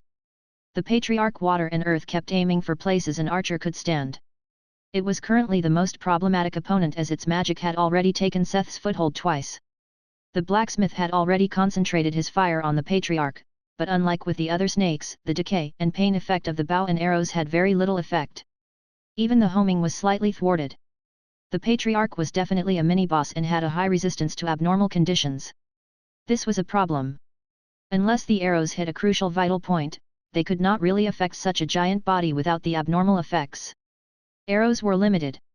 Seth decided to simply keep an eye on the patriarch and concentrate on cleaning out the other snakes who didn't have a great resistance. If you face a problem that is too big, split it into smaller ones and take care of them step by step. Seth kept dodging any magic that came too close and kept shooting.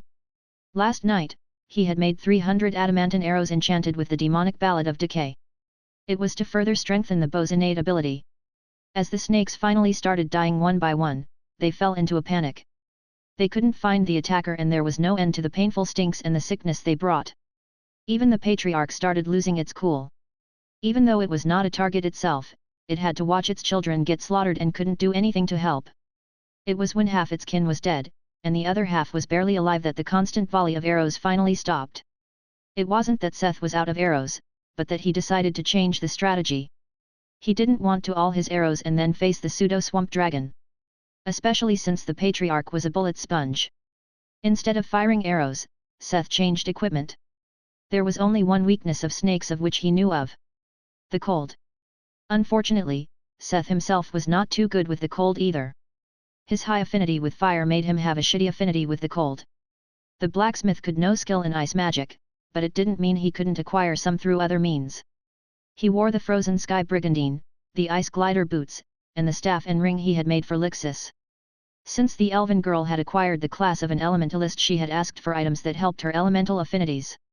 Since his departure had been too sudden, he had no fitting soul for her staff and simply copies Evie's arcane staff, which strengthened all magic in general but with a high chance to also inflict random curses. The ring was made of frost nova brass, a unique rated material he managed to make from cold copper and volatile zinc. It ended up as a ring because its creation was more luck than skill and he didn't manage to make more of it. Like the name suggested, volatile zinc has uncontrollable properties and he could not replicate the process. With these items equipped, sneaked up behind the Titanoboa patriarch and jumped on the lake behind him. The boots created an ice floe for Seth to stand on. The blacksmith was invisible, but the floe was not, so he hurried to cast the hailstorm of the brigandine. The originally 10-meter range of the hailstorm had more than tripled and created a powerful shower of ice balls that pelted the giant snakes. Physical injuries were minor, but the cold it brought with it sapped the energy from the giant bodies and all movements slowed down. But this was not the end. Ice Nova. An explosion of frost with Seth at the center covered the lake in a thick layer of ice. This was a skill attached to the ring. It had no fixed power and grew with the mana that was pumped into the casting. With 2/3 of his mana and the power UPS from the equipment, the whole basin became a domain of frost. This blow was enough to sap out the last bit of health from the regular Titanoboas. A huge wave of experience rushed to him, and he heard several level-up notifications. Only the patriarch withstood this shock frosting. It was covered in a layer of ice, which cracked and broke as it moved at an almost imperceptibly slow rate. Seth looked up to the snake's head that was towering far above him. Like a sea monster, the patriarch was so long that his head at the end of its erect body hovered almost 5 stories above the water surface. How was he supposed to get up there? Suddenly a blazing beam of light shot from the distance penetrated the almost motionless giant's head. Puffles had sniped the giant snake with a laze he shot from between his mandibles. The eye visor had never looked more anime than now. Well done! Seth praised in his mind as another huge chunk of experience came in, together with another level-up notice. He had reached level 58 in one go. A whopping 6 levels. It was really worth it to hunt far above one's own level. This maneuver had not really been planned, but since they could roughly read each other's emotions and inclinations, Puffles had acted on its own to deal a finishing blow. Ding! Your title, Snake, that has been strengthened thanks to the continuous and merciless slaughter of snake-type enemies. Plus 20% damage to snake-type enemies. He had totally forgotten about this title. But before Seth could think long about it, something else demanded his attention. The giant patriarch's body went limp and crashed into the ice surface. It broke under the massive weight and Seth had trouble finding a safe spot to stand. Before it could completely submerge in the cold floods, he touched it and stored the body in his inventory. Hopping from floe to floe, the blacksmith hurried to store the other bodies too, at least those on the surface. Seth had 2 big concerns. One was getting his loot, but the bigger one was that the pseudo-dragon might return before he could collect all the bodies. He was confident in the Helm of Hades, but a dragon was a dragon. Even just a pseudo one. Who knew what it could do? Seth grabbed all the bodies he could and went to rejoin with Puffles and retreat to a safe distance. From the roof of a tall building in the distance, they kept observing the basin. When nothing happened right away, Seth turned to his status. He had 8 free skill points and 57 free attribute points. He distributed the latter evenly to even out the current numbers and put the rest in agility. With 7 of the 8 skill points, he finally leveled up blacksmith size. Unfortunately, it did not increase the rank of items he could not appraise, and he still couldn't appraise the Helm of Hades. Now he could gain the blueprints of items below epic by appraising them, and he could check items up to the relic rating. He was confused by this description. He was already able to check relic level items, otherwise, he couldn't have checked his own works, right? Obviously, there is a difference between appraising something foreign and something you made yourself. Al explained with a sigh. Seth thought about it, and it was true that he had never seen a relic aside from his own. But what about my gloves? I can clearly see they are legendary. Didn't you get these from Tord? Yeah. He's your master, he probably used an identification scroll on them, so someone like you could appraise them. I see. Seth said, unconvinced, but not really in the mood to argue with the sorceress about this. They stayed there and observed for a few hours but nothing happened. Seth used the time to have a meal. Chapter 332. Tangled. Having some quiet time, Seth checked the souls he had harvested from this raid. The 40 snakes had dropped 15 uncommon big souls. The biggest catch was the patriarch's soul, which was massive and rare rated. Seth and Puffles waited for almost 2 hours, but nothing happened. At least no giant pseudo-dragon returned to its crashed baby-making party. Since nobody came back to see what all the turmoil was about, Seth was bold enough to return to the basin and dive for the rest of the bodies. 40 gigantic corpses found the cozy place in his inventory. Once he returned to Delta, Link would love and curse him at the same time. These were enough materials to flood the market with snake equipment, but most importantly, enough meat to put it on the restaurant's menu for years.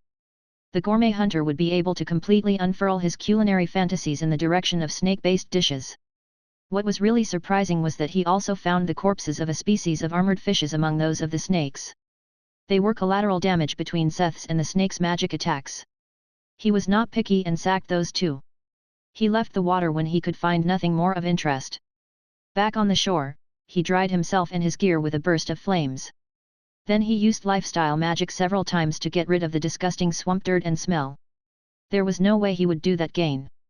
Diving in this muddy sludge, barely being able to see in front of him, it was a true nightmare. He even got rid of the thought of getting water breathing.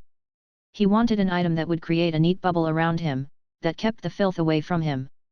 Even after spending a few hours at the basin area, there was no sign of the matriarch returning. Should he stop here? He had gained a lot. Maybe this was enough? Now. He had already mentally prepared to face the boss. Seth couldn't just return at this point. The siren song of materials beyond imagination was luring him. Thinking about all the stuff he could get out of the swamp dragon got him excited. Al-Salzar, the expert on fighting dragons, gave him good chances, and even if it didn't work out, he could summon her. Let's go look for it. The blacksmith and the caterpillar started searching the city.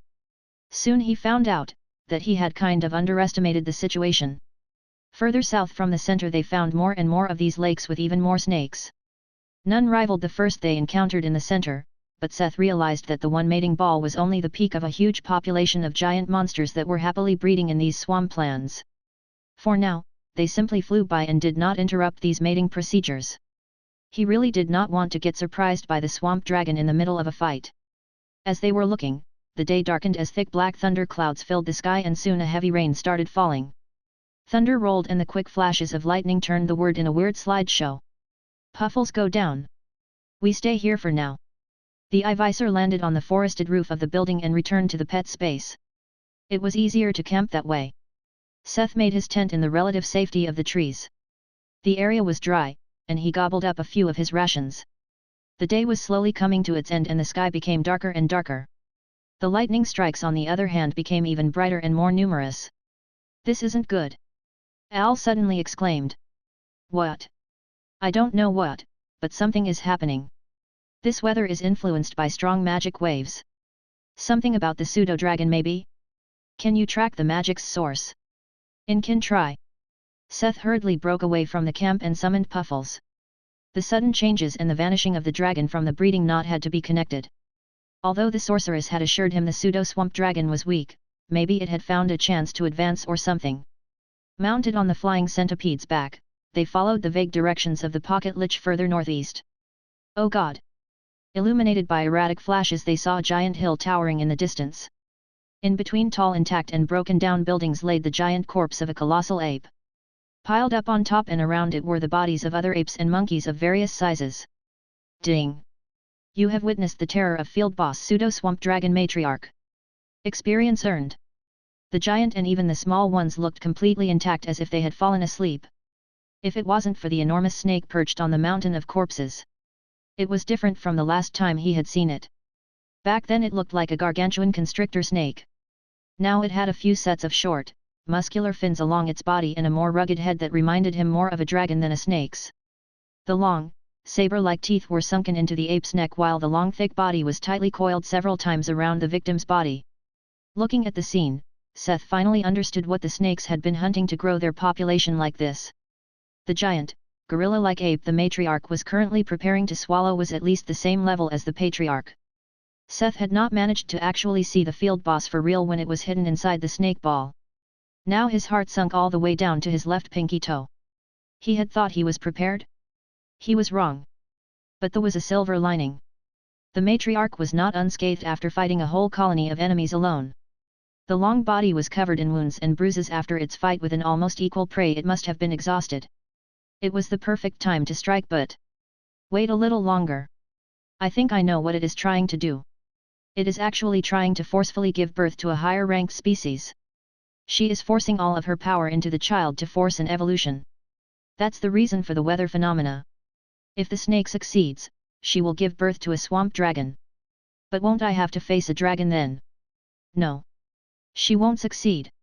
It's simply not how this works. On the contrary, after she failed, she will be completely vulnerable.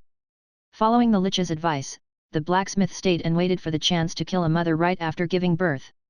For a moment he asked himself whether he was the bad guy. But did it even matter?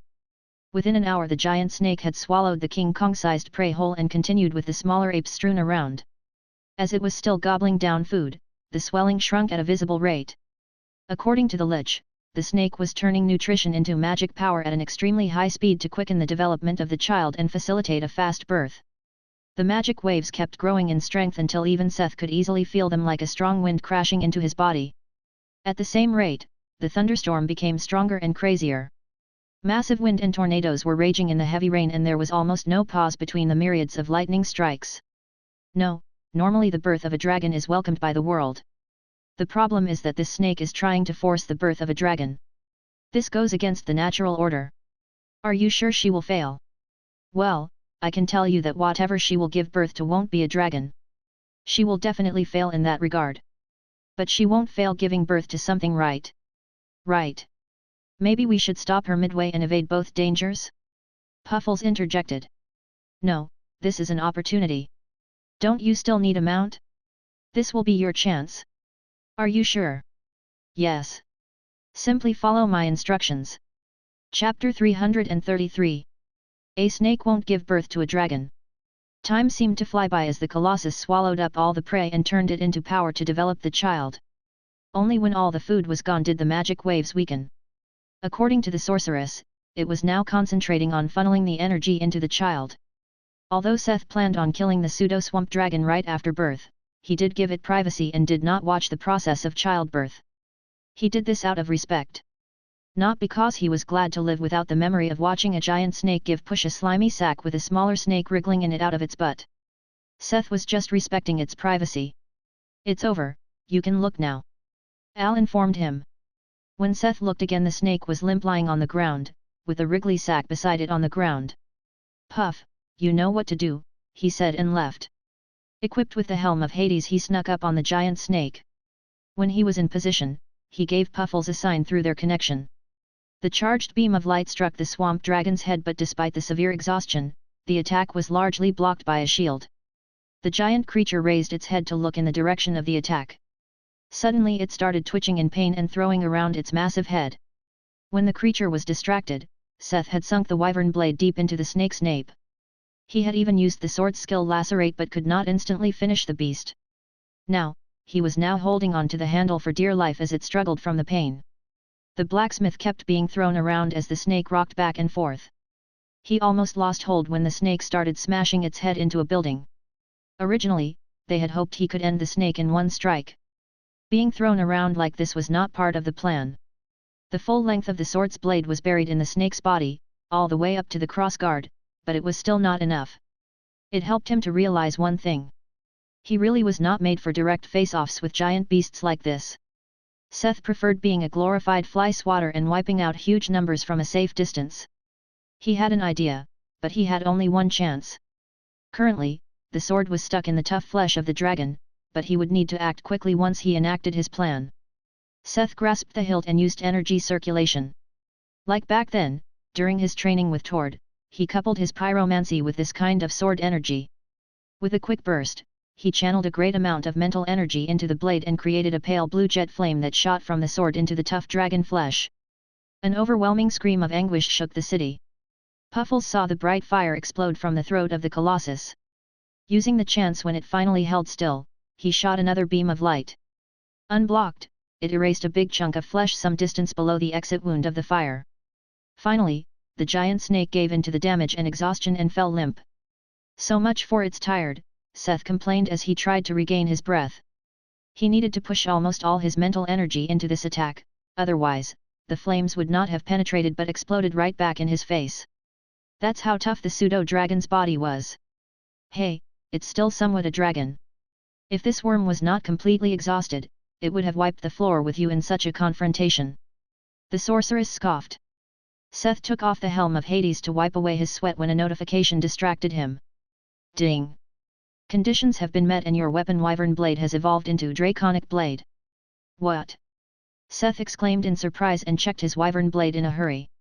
Draconic Blade. Epic Wyvern Set 1/4. Relic. Damage 1800. Durability, 4000. 1 will absorb blood to heal itself. 2 will absorb part of the target's blood to heal and strengthen the user. 3 active skill Lacerate. 4 plus 300% damage against enemies that lost their motivation. 5 plus 300% damage against armors. 6 plus 50% damage against dragon species. A Kriegsmesser forged by journeyman smith from rare materials. A plethora of special treatments and enchantments massively increased the weapon's performance above what just the materials could accomplish. Created from dragon materials, it has been nurtured by draconic blood. Once it tastes the blood of a dragon, the item will evolve to become a legendary Dragon Slayer blade. Set effect, collapsed. Usage condition, Seth Smith, 150 strength. It had become a relic. Looking at the effects, he understood what it meant with evolution. The weapon had reached the final stage of strengthening through blood. It was satiated and would not grow any further from sucking the blood of enemies. But this was not the end. It seemed that the wyvern materials had a synergy with the snake's pseudo-dragon blood. Other than just the damage numbers, the effects had changed, too. It had become stronger overall with additional damage to dragon species. Mentioning the blood strengthening reminded him that he had heard some notifications when the snake was throwing him around. When he checked his status, he found that his strength had increased by 7 points and his endurance by an astounding 10 full points. These were huge gains. Very worth the effort.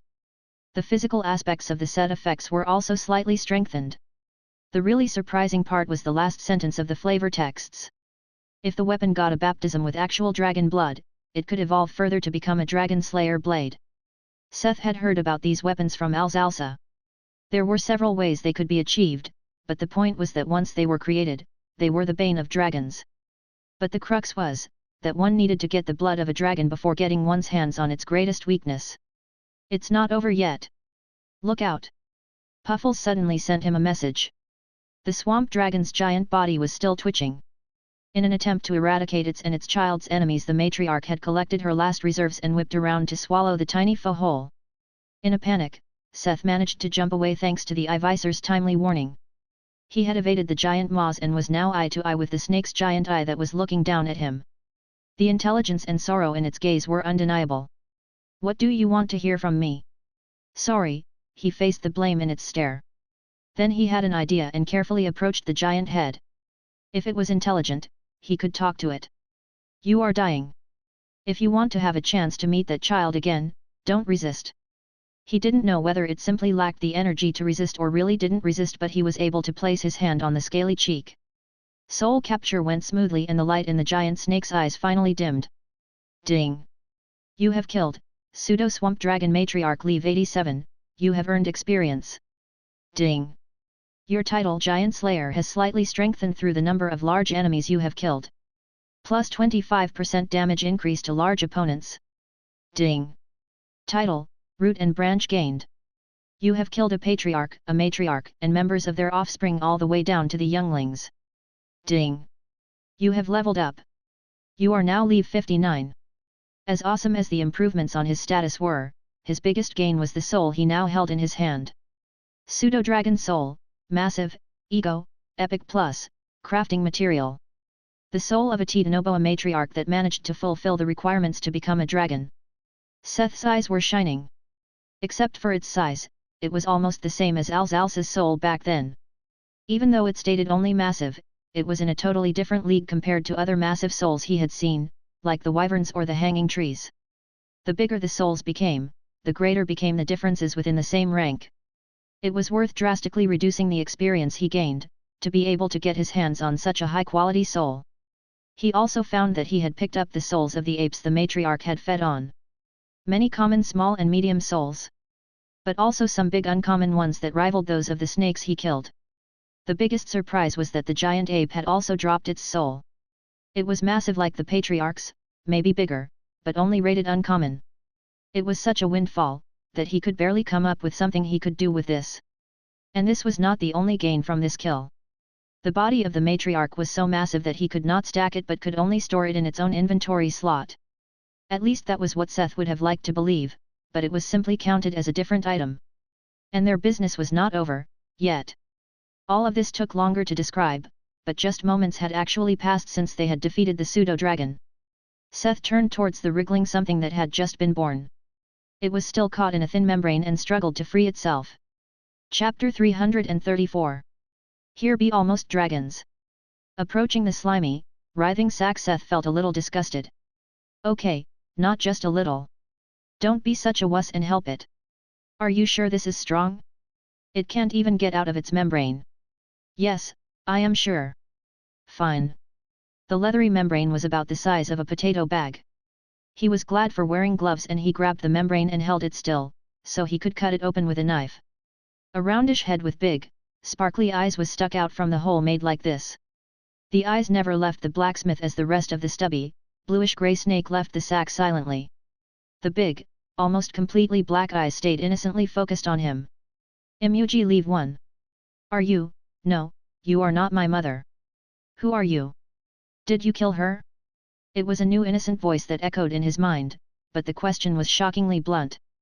Not to mention that it was able to talk telepathically right after birth. Seth was sure that lying to it and playing foster parent would be easy. However, in the long run, he wouldn't be able to keep what he did a secret. Just thinking about the work to keep it a secret was a pain in the ass. He wasn't going to have that drama. Yet. I killed you, Mom, the flat-out told it the truth. I see. Why? You are asking some hard questions. To become stronger, I guess. Are you strong? Strong enough, I would say. Good, then you are my mom now. Hey? Why am I your mom? You killed my mom, so you have to take responsibility. I can feel her presence on you, and I like the aura of treasure around you. The chubby snake explained nonchalantly. Another one of those characters. Congratulations on becoming a mom. The other one exclaimed. You should just accept it. The lich commented dryly. Fine. How about we make a mount contract for now and you can go to rest in a safe place? Okay. With its approval, the mount contract was formed. It glowed brightly and vanished into the pocket dimension for the mount.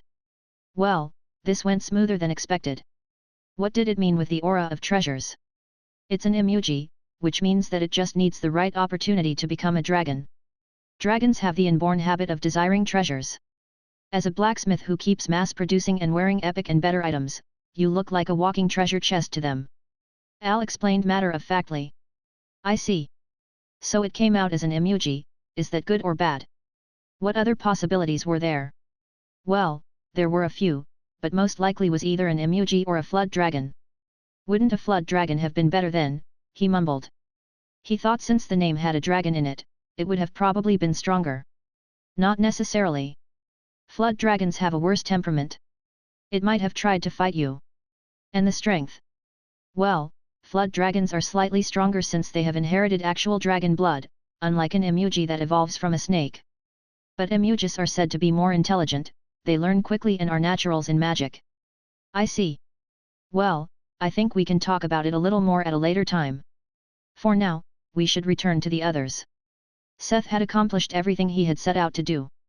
Of course, he could have farmed the snakes more, but most of them they had seen, had a lower level than himself, and hunting them would have been less effective than simply visiting a fitting dungeon. Using the map they took the direct way to the place where they had left Doho and the others previously. When they reached the elevated grove, they found the camp empty. The fireplace is still warm. They can't be gone for long. Seth stated after taking a look at the remnant of the campfire. They started searching for them by flying in increasingly bigger spirals around their temporary campsite. It didn't take too long before they found the group battle at Titanoboa Juvenile. Well, not really the whole group. Duha was staying in the back with Linri at his side. Whedon wielded a battleaxe while Evan had surrounded the beast with his tamed pets. The juvenile they were fighting was bigger and stronger than the one Seth had encountered all the way back then. This one was comparable in size to Puffles. However, size was not everything. Evan and Whedon had the upper hand and were ready to deal the finishing blow. Duha was the first to notice the flying centipede and waved at them with a smile. Puffles' landing coincided with the juvenile's final moment. When the two warriors finally noticed Seth's arrival, they greeted them with happy smiles. It meant they could finally leave this terrible place. While Seth and the Ivisor were gone, they had to camp in this mosquito-infested hell. The only advantage was that the monsters out there were not too strong. Whedon and Evan were able to raise their level. Evan had found out about the mating season, which was why they had been hunting the giant snakes. He hoped to get his hands on a snakelet with a good bloodline to tame and add to his summons. Did you manage to tame any? Actually, he already has 3, Whedon said a little grumpy. Evan had kept pulling them out here to fight, so he could get his hand on even more. This guy even kept on rambling about breeding them. He has gone totally crazy, the dwarfs complained. Seth looked at the man in question but even only blushed and evaded his eyes. Linri and Duha nodded affirmatively. Great initiative. I can see a bright future for you at Minas Mar, he suddenly exclaimed and patted the young man's shoulder. If Evan could become a breeder, they might even be able to sell the snakes later on. After the whole Oath Guard was equipped with a giant snake mount, of course. Seth painted a bright future for the young man, as an executive of Minas March. Evan blushed slightly from the praise. Ah, why yes. Thank you, he stuttered surprised. I think we are all done here. If nobody has any objections, let's return to the caravan, he stated. Looking at the others he only saw relief. Not even Evan wanted to stay even a second longer. Everyone mounted the Ivisor and Seth decided the course with the map skill. He tried to consider where the caravan would be at this point so they could aim to cross their path along the way. With how long it had taken to reach Deltan, the caravan would have probably left the forest by the time they returned to their starting place. With that in mind, Seth decided to travel straight north and slightly northwest so they could meet the caravan at the edge of the forest. In just a few days, we should be able to rejoin the caravan. Are you sure it will be this easy? Duha asked. On the way here they had mostly traveled through the aftermath of Seth's eruption. The way back could be totally different now. Chapter 335. The Expanse. After several days the caravan had finally left the terrifying forest behind. The travel on the ashen desert was hard. Dust would keep getting in their eyes and mouth. They needed to wear rags in front of their faces. Once in a while, the carts would get stuck in the soft ground and it kept draining their stamina. But they realized how much easier it was when they re-entered the thick forest. Not only did they have to deal with finding their path in between the trees and shrubbery, but they were also constantly tortured by insects. Sometimes people would break down from being stung by poisonous bugs or a sickness. Even after they entered the forest, the heat did not stop, it became worse. The forest air was warm and moist. This routine of suffering was only interrupted by ambushes from creatures that were unlucky enough to enter Earth in this place or mutated woodland creatures. Soon after entering the forest, they had found brethren in suffering. A group of children, caked in ashes and dirt, had come running at the caravan with tears in their eyes. Their clothes were in tatters, slightly singed and stained with blood. A band of orcs was hot on their heels, and it became a messy skirmish to save the children. After the orcs were taken care of, the children warily took their distance from the adults. At their helm was a young girl that acted as a sort of leader. The children, none among them older than 15, only hesitatingly opened up about who they were and what had happened. It seemed that they had to leave their foster home because of a calamity, had to flee from the darkness, and even a forest fire. At that point, some among the caravan like Marcel looked away awkwardly as they had a hunch about that fire. In the end, they joined them despite their distrust. They would have brought the children with them anyways, but their leader, Pip, offered something they could not refuse. The children were able to use magic that kept the pesky mosquitoes and poisonous bugs away. This was how they made a deal to protect the children until they reached the edge of the forest in exchange for bug spray service. Where do you intend to go now, Pip? Marcel asked the young leading figure. I don't know, but not hope. I beseech you, Don't go there. It is a terrible place, she said with a sorrowful look that told of more than a girl her age should have experienced. Don't worry, we are pretty strong. Still. Don't worry, we also have a guy who is a lot stronger than all of us together. You didn't meet him, because he had some business. But he should return soon. Are you sure you don't wish to stay with us? Well, not all the way to Hope, but we could come along for a few more days. I have to talk with the others. Sure, maybe you get to meet him before you leave. Seth and his crew could already see the edge of the forest from afar. Like a cut in the landscape, the field of trees simply stopped and gave way to wide plains and steppe with sparse dots and groves of trees all the way to the horizon. Toho had been correct. The way back had seen more action as monsters constantly kept pouring in from random pathwork portals.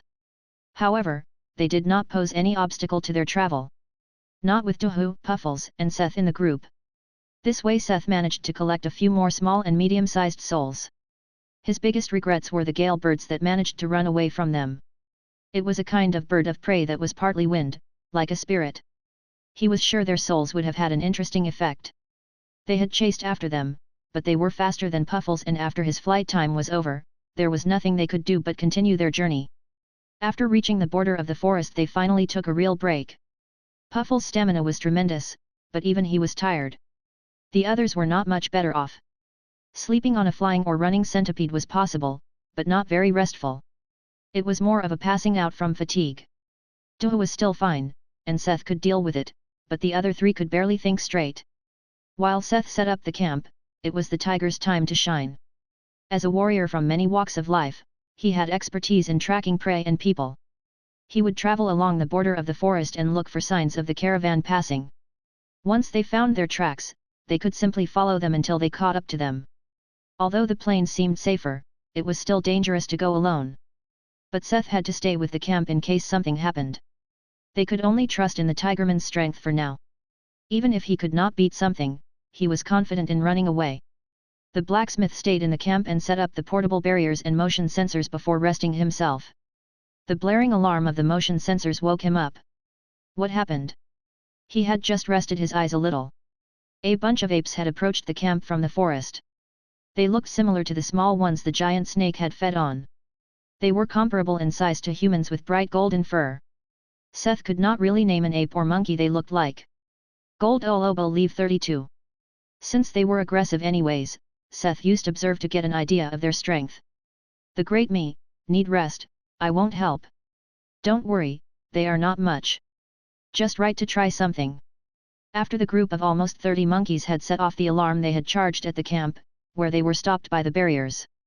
Currently, they were banging wildly against the shield to break it. Their mouths were ripped wide open, as they screamed and growled. The blacksmith could get a good look at their terrifying sharp fangs and the saliva spraying all over the place as they banged their fists against the safety measure. Seth stepped outside the shield with a wave of blue fire that instantly enveloped the horde. Over 30 apes now lay on the ground, with their fur burned away and third-degree burns covering their naked bodies. But they were not dead. He had made sure to control the power. Cruel! Cruel! Echoed the sorceress. Oh, come on! They attacked first. It's not that cruel. It's in the name of science. If it's like this, then okay. Al conceded. It's still cruel. Puffles kept his opinion. Whatever. He started humming, followed by a deep chant. Dusavai Braji Ja. The battered apes twitched in shock and lost consciousness, but their souls did not separate from their bodies. Ding! Skill singing, apprentice, LV5 has become singing, apprentice, LV6. Well, at least there was one gain from this experiment. Seth had hoped that he could replicate what he did with the Zarkists as long as the targets were close to death. After all, his skill stated that he could manually separate the souls because they were close to death. But it seemed that either it was impossible for a song to break this connection, or his skills were not there yet to have this much power. This only left him with harvesting the pack of apes manually. Although he harvested them, their souls stayed small and common. At the 13th monkey he relieved from its soul, he suddenly heard a ring. Ding! Skill Spirit Capture LV6 has become Spirit Capture LV7. The skill had finally leveled up.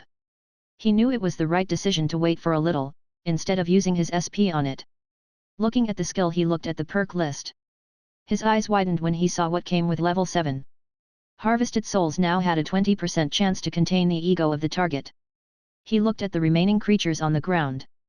Statistically, he had the chance to get 3 or 4 ego souls from them. He ended up with 2. They were a complete disappointment. Turns out the ego of an ape was still trash. At least according to Al, who checked them for him. They had the bare minimum of intelligence, but they were not really sentient. Not like the thief in the key, or the matriarch who refused to communicate. Chapter 336. Clouds at the horizon. You have finally left. Come out. Rebels. System dogs. Unruly scum. I have given you the freedom of obedience and you chose to throw it away. Now, you shall be punished. Just a day after the caravan finally left the woods, they ran into complications. Resistance is futile. Big complications. A cloud of terrifying messengers of the Theocracy of Chains and their much more talkative leader had surrounded the group of escapees. Whereas the former servants and workers flocked together, trembling in fear of their previous masters. The chimeras, warriors, and adventurers on the other hand were ready to fight, but their chances seemed slim. After many of the strong adventurers had teleported back to Delta, a big part of their fighting force was gone. They knew how strong these angels were. Even with the chimeras now on their side, it was unclear whether they could withstand them. To be honest, I think we are dead. Marcel moaned. You are probably right, Elsa answered him displeased. The Master is a gracious God. He will take you in as lambs once again, as long as you bow your heads. Bow and he will welcome you back in his arms. A bright light was emanating from the leader and the angels chanted in a choir. Facing the terror and overwhelming pressure the divine beings radiated, many swayed. It was the servants that fell to their knees first. Some of them withstood, but not many. Second were the workers. Many of them withstood, but more than half kneeled. Don't do this. Stay strong. He's lying, don't believe his word. No. Stop. Don't. The leaders talked to them. Their people talked to them, but it did not help. Those with a weak mind kneeled. Even some among the warriors and some among the mages fell. Only the adventurers and chimeras were unaffected by the divine voodoo. Anyone that kneeled had a thick, copper-colored collar form around their neck. I see that some of you had the wisdom to realize your mistake. And now? He made a theatrical pause. Fight. Grabbing their makeshift weapon, the servants and workers jumped up with screams and roars of anguish and war. Unprepared to the attack from those they planned to protect, many fell right in the beginning. Friends that had tried to talk their brethren out of it. People that desperately tried because they cared. The workers and servants that had not bowed were mowed down by their own. It became harder from there, as the warriors, adventurers, and chimeras were a lot tougher. Attacking them was like a snowball attacking the sun. The problem was that they did not have to overcome the much stronger and better equipped forces. In the moment of chaos, the angels struck and started reaping lives. Their harvest just increased the chaos among the defending forces. Their only saving grace was that angels were purely physical in their attacks. They still had the upper hand in numbers. As long as they managed to regroup, they could still put up a fight. Maybe even win. The problem was that they usually took the non-combatants in the middle of their formation. Now they were attacked from the inside. Everyone, break the formation and make smaller groups among those still sane around you. Defend yourself and try to focus your attack on a single angel at a time. We have to cut down their numbers. Marcel's war cry rang across the battlefield. It was the only idea he came up with in a hurry. Break the ring and form smaller groups among parties close to each other. This way they could defend themselves from the crazy slaves and the angels more effectively. Pip and what was left of the disciples of Karina had already acted on preserving their lives. They had used seed from the forest and urged them to grow, to create a protective dome where the children effectively hid from the terrifying angels. There was only one problem everyone overlooked in the chaos. The bishop-like angels, their leader, had not interfered in the fight even once. He was strenuously chanting in the sky. Can I eat those? The Imuji suddenly asked. It had come out from the mount space and was looking at the burned monkey corpses with hungry eyes. It was the first time since their contract that it had left the space. It had stayed silent and also didn't react to their tries to speak with it. Looking at the cute, chubby snake, Seth felt reminded of Puffles, when he was still a caterpillar. Would you like me to properly cook them for you? As your magnificent senior, I recommend you to have them cook. They taste a lot better. Then I will have them cooked. Mom, please cook them for me. Mom. Yes. Although I mentioned it when we first met, I used the last few days to observe you and came to the decision to accept you. Mom. I see. Your decision is firm. But can't I be your dad? What is a dad? Oh Lord, Seth remembered the mating ritual he saw and understood why there was no concept of a dad. He didn't feel like explaining an orgy to a snake less than a week old. No, nothing. I will be you, Mom. Let's just go with that. Okay? So, can you make me food, Mom? Sure, wait a moment. Seth cut the dead monsters apart, seasoned them, and thoroughly roasted them with pyrokinesis. Big Brother Puffles was right, this is delicious. Its voice got a lot more energetic. A big smile grew on Seth's face. See, who needed to be a villain with a net of lies? Just be able to cook a little. All lies fall short before the desire of the stomach. And if there was something Seth knew, it was how to eat. It took a while to cook 30 monkeys, but the concerning part was that the emuji ate several times its own by weight without any signs of bloating. A true glutton. Maybe Seth had to get a few more cooks besides Link. He was finally able to strike a rather merry conversation with the small quasi-dragon when Linris suddenly spoke up. Hey, what is that?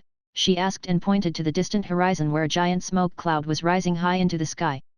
Just moments later it was followed by the tremendous thunder of an explosion and a strong gust of wind. Shit, Whedon mumbled when he stumbled from the surprise. Are we thinking the same? Evan asked.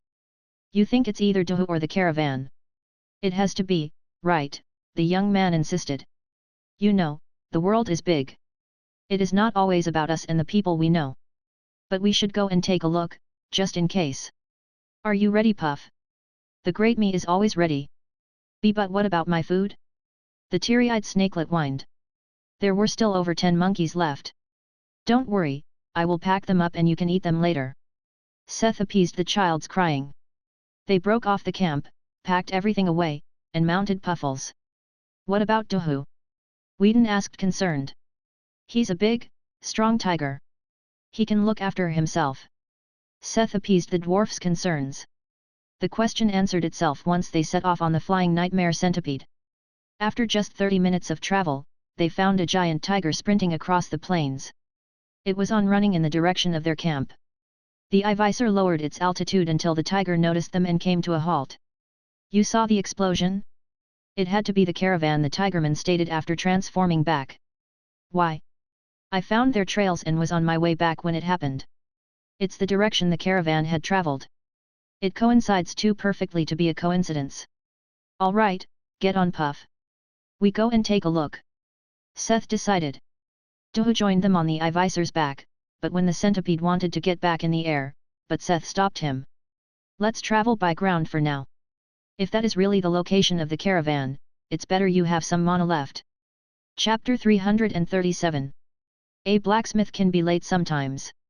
A giant meteor of light struck the caravan, hitting friend and foe alike. The leader of the angels had never planned to offer any of them salvation. The only reward for disobedience was death and nothing less. The plane was enveloped in a huge cloud of dust and smoke. Pip had a hard time breathing. She was stuck under the rubble of their protective dome and could only look out into the dust. There was no way of knowing what happened to the others. Every labored gasp filled her lungs with dust and made her cough. Just what happened? Everything had been chaos since they had to leave Karina's place. The nature that had turned hostile when the corruption came, the fire that had chased them for days, the monsters that... Things had finally started calming down and making sense. Every time she found some hope it would be taken away again. Tears started flowing down her cheeks, painting trails in the dirt on her face, and she could do nothing to stop it. Pip couldn't move, couldn't breathe, and her will started faltering. The rest of the battlefield was in a similar state with many people dead or severely injured and unable to move. Marcel held the lifeless Elsa in his arms. His tear fell like rain on her expressionless face. She had lost an arm and was bleeding profusely without a healer in sight. It had not been long since they knew each other, but their relationship had quickly developed into more than friendship during these hard times. Although they had not taken any big steps. Now, he finally held her in his arms, but at what cost? Despite tragic scenes like this happening all over the battlefield, there were still people fighting. Explosions, thunder, screams, and the clangs of weapons echoed through the dust cloud. The light of magic made the chaotic carnage colorful and almost festive. My lambs! If you can still stand, rise! Strike the rebels! All around the place, mounds of loose dirt suddenly started moving and people with terrible injuries rose from the earth like zombies. Tears and blood streaming down their bodies, as they moved with expressionless faces. Puppets moved to end those who could not resist while the dark messengers were busy striking the last resistance. Using hit-and-run tactics, they would dive down from the dust to attack and vanish again attacking somewhere else. The young magician had tried hard to get out from under the rubble but failed. Pip could only listen to the noise of battle that slowly started dying down. As she was staring into the distance, she noticed a minute change to it. New screams and cries were added to the background noise. Otherworldly cries that resounded for just a moment before they were cut off were added. Marcel heard the whistle of something approaching at high speed and hugged Elsa tightly. He lacked the strength to stand and fight. The guild leader was determined to shield her with his body. His eyes clenched shut, he waited for the pain and death. Instead, he felt a hand on his battered shoulder and a healing warmth flooded his body. Man! I guess I am a little late. Seth talked to him embarrassedly. Marcel could only look at the blacksmith in disbelief. His brain had short-circuited as he had not expected to still see Seth in this life. Listen here, let go of her for now. Otherwise, I can't heal her, he spoke kindly to Marcel who was still holding tightly onto the cold beauty. Ah! Why yes! Please! Using the golden fleece's superior heal, the woman was enveloped in a soft golden light as her wounds slowly started closing up. Even her arm, which was blown off just below the elbow, showed signs of regrowing. It will take a while for her arm to recover, you should stay here and protect her for now. Just stay here and try not to be killed. I might send other survivors your way. Seth had left Doho with the others while he and Puffles entered the battlefield. The nightmare centipede was having a good meal in the air while Seth wandered the battlefield. He was not really prepared for a large-scale battle like this. He knew there was music that could be helpful in this situation, but he had never learned any. Most of the songs he knew were either meant for crafting or only useful to buff himself or his party. Seth had never seen such a massacre. The field was covered in bodies and souls kept flocking to him as he ran by. It was the first time he didn't really want these souls. He followed the noises to find people that were still able to fight. The land was a slight slope and he was probably close to the epicenter of the strike. The fighting noises he followed were those of thunder and lightning. It was probably the leader of the chimeras fighting in that place. If he could get her out of a tough spot, she would be a good figure for the survivors to regroup around. On the way, he kept his eyes open to see if he found anyone needing help. Sadly, it was only once or twice that he saw someone like Marcel, someone he could help. Most were beyond saving. People struggling to stay alive with less than half their bodies intact. The corpses here, close to the epicenter, looked all like this. It was when one of these poor souls grabbed his ankle that he was forced to stop. The man was less than a torso with a head and an arm, but the one hand tenaciously grasped onto Seth. Please. Please help me. I don't want to die. I can't die, yet, he pressed out while coughing up clumps of blood. I am sorry, I know no magic that could still save your life. Seth stuttered surprised. Please save me. Please save. Save me. More and more such voices echoed fused into a pitiful choir. Seth was normally quick to make a decision and go with it, but it was different now. He was never faced with such a situation and had no idea what to do. It did not help being surrounded by a cacophony of misery. Ding! Your skill Com Reaction Leave 7 has become Com Reaction Leave 8. It had been ages since this skill had leveled up. When his mind calmed down and he managed to drone out the unfortunate people around him, he had an idea. He bent down to the man who was still holding his ankle. I might have a way to conserve your very being. A way to keep living. But you won't be a human, you might not even have a body of your own. It might be even worse than death. Do you, still want to? Seth spoke with the voice of Seth to make it clear that this choice was not a fun one and to reach all of those who called out to him. Many of their pleas fell silent as the dreadful future his voice picture may seem worse than death. But some did not. One was the man grabbing his leg. The one eye he had left was staring at him with an unbroken will. Fine. Don't resist now. It might increase your chances, he said. He grabbed the man's head and harvested his soul. The light and will in his eye vanished and his hand went limp. Harvested soul, medium, ego, rare, crafting material. The soul of a man who did not want to give up on life. He didn't know whether he was right when he said that not resisting would increase the chances, but of the 3 people who agreed to the deal, all 3 souls had an ego. Just their rating varied. It was a gain, but actually, Seth felt uncomfortable doing this to humans. Despite their acknowledgement of the consequences. But he did not have the time to ponder on the morals of his actions now. There were more important things to do. He hurried on in the direction where he saw the light of lightning and heard the roars of thunder. Chapter 338. Not a wizard after all. She had been lucky and was at the edge of the explosion when it struck. She only lost one of her lower arms. Afterward, she managed to regroup with a bunch of other chimeras and was also joined by the mysterious archer. Their group was currently sieged by no less than 3 angels. On the ground beside them lay the corpses of 2 angels that had already lost their lives. It had cost half their group just to defeat those 2, but then another 3 appeared. One was held in check by continuous lightning strikes, another by the arrows shot with pinpoint accuracy. But their allies were helplessly overburdened with defending against the third. So, what could have been a war of attrition was them having to watch their comrades one by one. The archer and magician were only delaying the inevitable. They could not save anyone, not even themselves. Was it really worth it to keep fighting? These thoughts tried to disrupt their concentration, but it was a hair-raising tune that finally broke it. When the 2 angels dived down like harpies that saw their chance, each was struck by a bright lance of flame. Another wave of magic and arrows struck the 3rd angel that attempted to finish off one of their comrades. A moment later another pair of lances struck the 2 stumbling beings. Looking for the source, they saw a ragtag bunch of warriors and magicians in battered and ripped armor and clothes running towards them. At their front was the young pyromaniac she had taken an interest in. The newcomers seamlessly absorbed their group and got in formation. The angels had retreated, but they were not dead. Still, it was a short time to relax.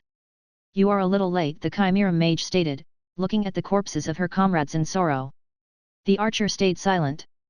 "Sorry, I am not a wizard. I will run late sometimes." The archer chuckled.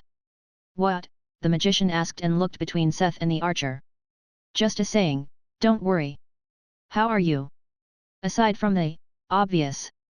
Seth asked, looking at the fresh corpses, the injured, and her arm. "I am pretty much out of mana.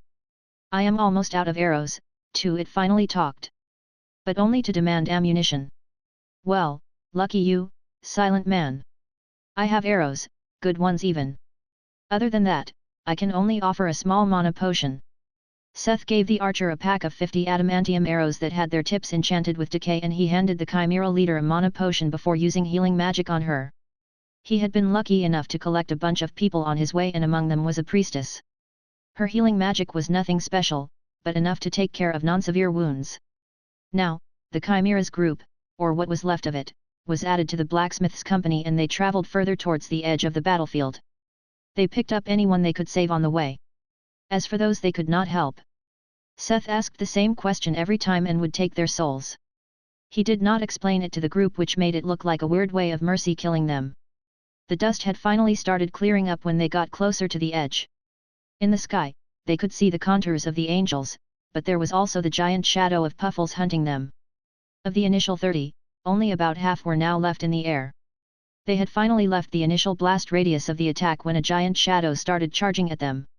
"I believe you should also carry your weight. I shall bring some towards you." Translates to, "Please help me." Al assisted.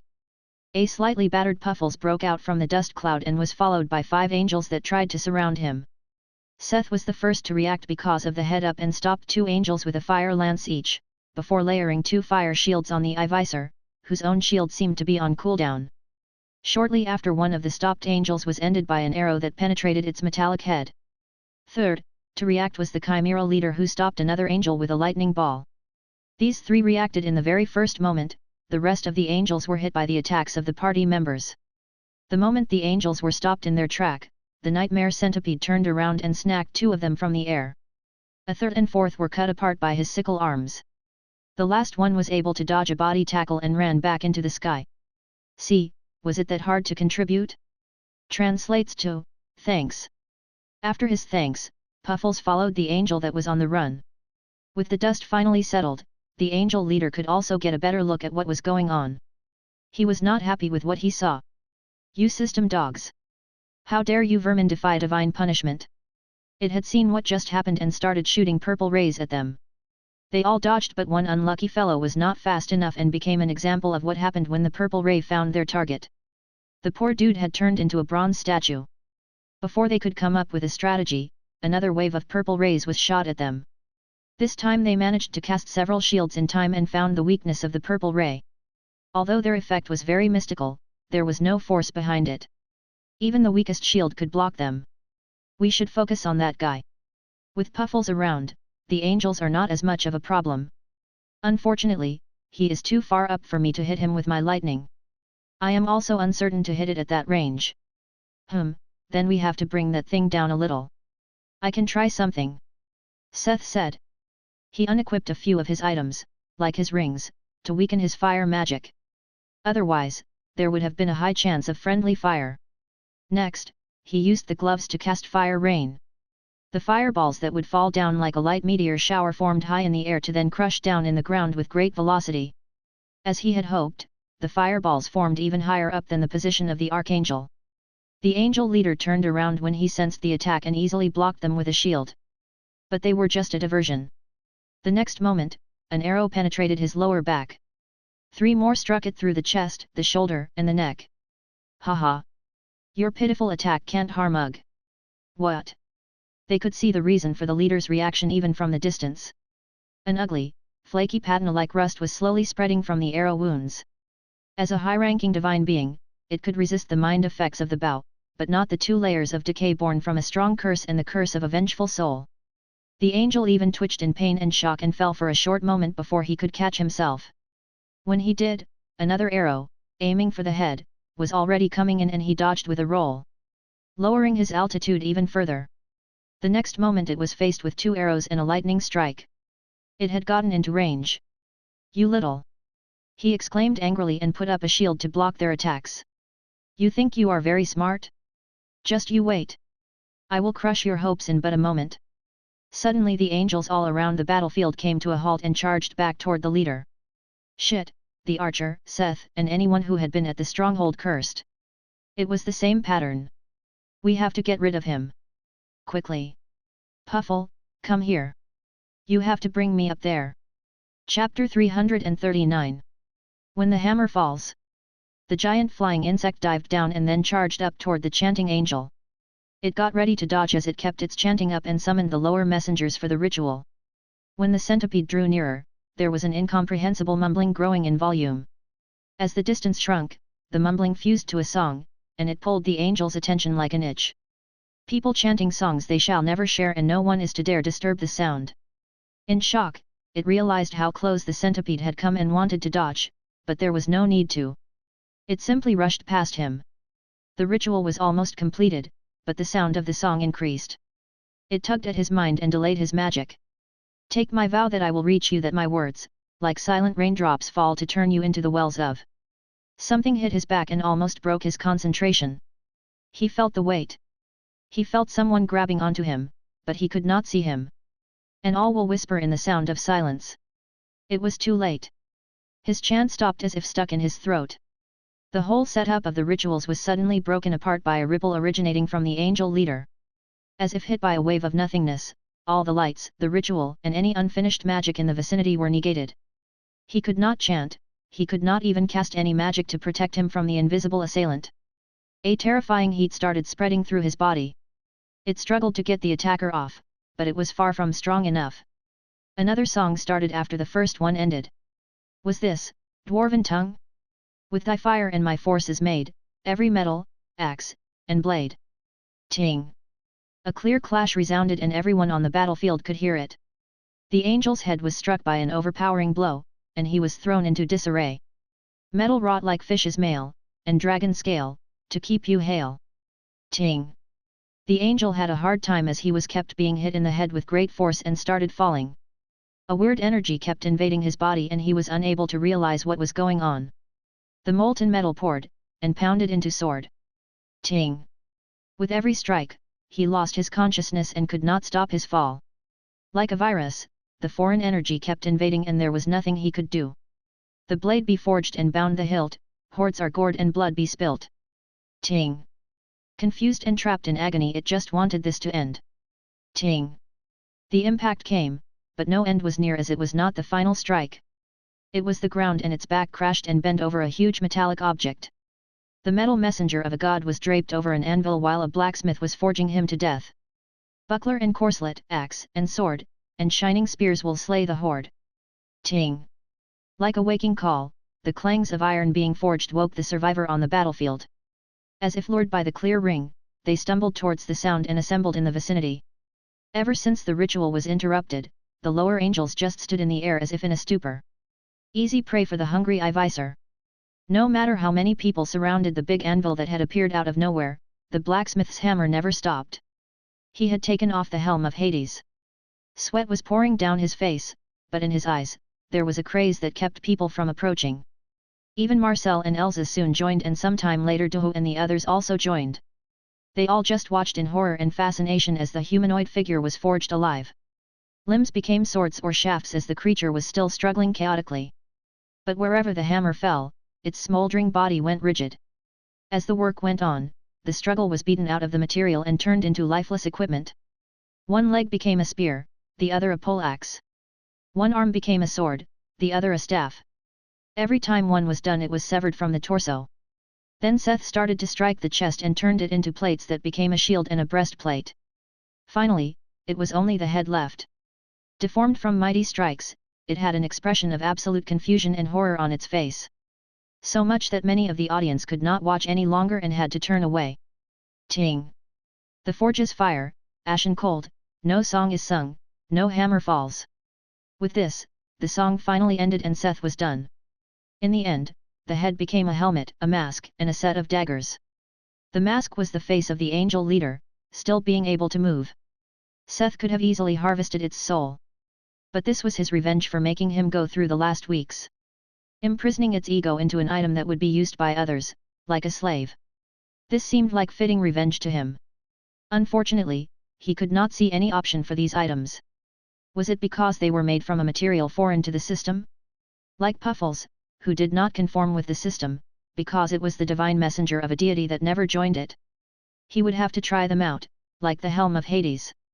When Seth looked up in thought, his eyes met with the shocked gazes of the crowd. What? Why are you all standing there? Don't you people have better stuff to do? How about you rubbernecks go and help the injured and look for survivors? Hey, he started scolding them after a moment of silence. The crowd dispersed as if they had just waited for a chance to get away.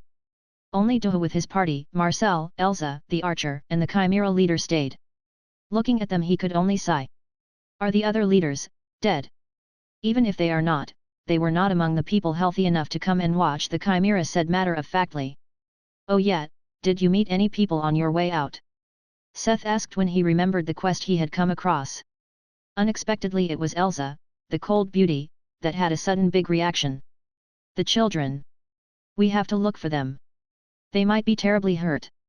Let's hope it's not too late, she exclaimed and rushed off. Oh, right. We should look for them. Marcel agreed and ran after her. Seth looked at the archer and the chimera. Can you elaborate this? The archer ignored that he was asked a question.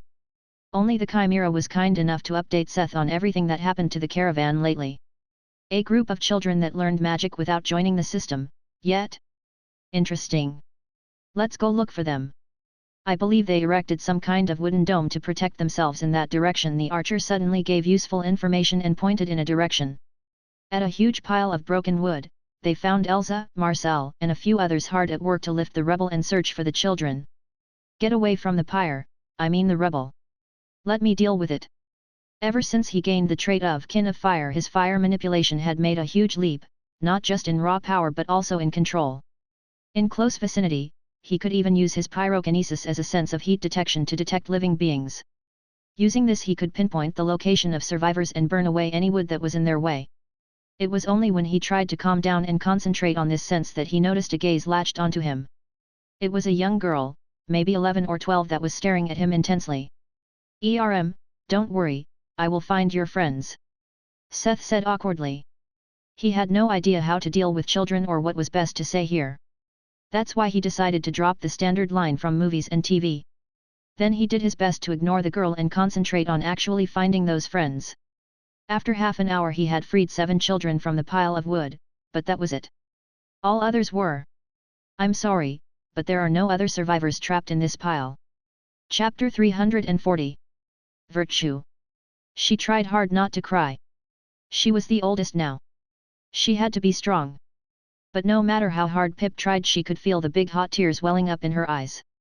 She stubbornly bit her lips and narrowed her eyes, but, in the end, she joined the younger children in their sorrow. So many of them had died. First when they were attacked in the forest, and now when they were pulled into someone else's battle. Just 10 children had survived. Only 10 people that could carry on the memory of Karina and her kindness. Frustration and dejection had her in their grasp. Why did this have to happen? Why did it keep happening? What had she done wrong for the world to treat her like this? She sunk to her knees. Her body shook with her silent sobbing. She wanted to become angry. She was angry. She wanted to blame someone. But who? The world? The darkness? The fire? The caravan? Those weird beings? Her enemies were too strong for her or already defeated. Anger without a valve turned into even deeper dejection, sorrow, and depression. A warm hug interrupted this vicious circle. The grasp of small arms distracted her from her poisonous thoughts. It will be okay, big sister. Why yes, everything will be okay. Right, big sister Pip. Their own tiny faces caked in tears and dirt, they hugged her tightly and tried their best to soothe her. It warmed her heart. No matter how hard she tried to feel sorry for herself, she couldn't anymore. Right, it will be okay. She pulled them into a tight hug that made the little children squeak. Not everything was lost. There was hope. These snot-nosed brats were relying on her now. On Pip. She swore to get them to safety. No matter the price. People kept dying protecting them. She had to be strong. Strong enough to protect them and stay alive. How are things on the rest of the battlefield? She heard someone ask one of the warriors that had helped her escape the rebel. It was the man in fancy armor that had used his weird skills to save her siblings. We lost many. Mostly civilians and freed people. What about the others? The freed warriors were almost completely wiped out. It doesn't look much better for the adventurers. Though some probably ported back to Delta. Many of the chimeras were able to survive thanks to their stronger physique. They talked about the caravan's situation. It was not just her who suffered. Just how many people had just lost their family or friends. And all she had thought about was how terrible her situation was. See, can we maybe help? The little girl approached the leader. He had to be the terribly strong person that she was told about. He looked at her in surprise but tried to show a kind smile when he spoke to her. He even crouched down to get on her eye level. You want to help? What is your name? I am Pip, a disciple of Karina, she stated proudly. What can you do to help, disciple of Karina? We can grow plants, tame animals, and use healing magic to some degree. She did not dare boast about her meager combat prowess. Are you sure? You were injured and stuck under the rubble until now. We can handle it. Right, guys, she exclaimed confidently. The other children looked at her straight back. It suddenly seemed rather big and strong, as she stood there. Was Big Sister Pip always this reliable? You can show these people what Karina taught us, right? Show them how great she is. The 2 that had soothed her were the first to agree and the rest followed. Good. Then why don't you follow Marcel here and help with the wounded? The man petted the warrior's shoulder. Is this really a good idea, Seth? Marcel hesitated. What are you talking about? They want to prove their worth. How could you deny them this chance? He scolded the man jokingly but then turned to Pip. Do your best. Show me what you can do. If you impress me, I can offer you a home. A safe place to grow, like the show of a big tree, he whispered in her ear. The metaphor shocked her but she understood. This was not just an act of kindness. It was a chance. The chance to hug a thick thigh and stay safe to grow their own power. It was what they needed now after their seniors were gone. Although the thought of relying on someone again was awkward, it was a fact that they could not survive in his world on their own. Even their seniors lacked the strength to protect themselves and others. A gleaming ember was ignited to a fire.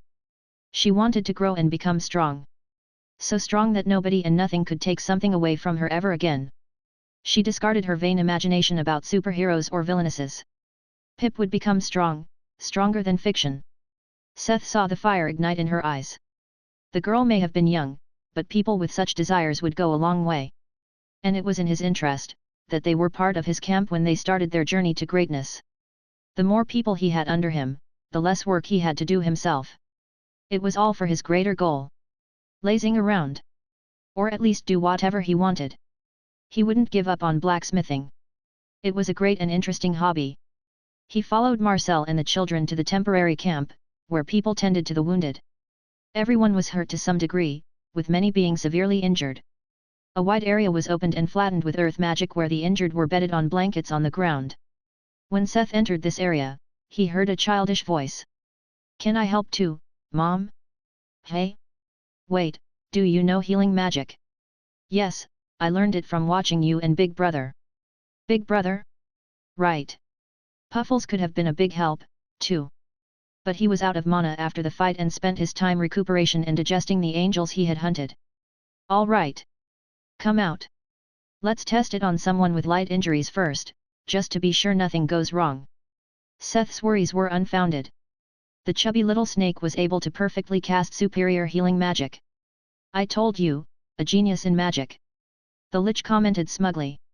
The Imuji's charity had another unexpected consequence. Ding!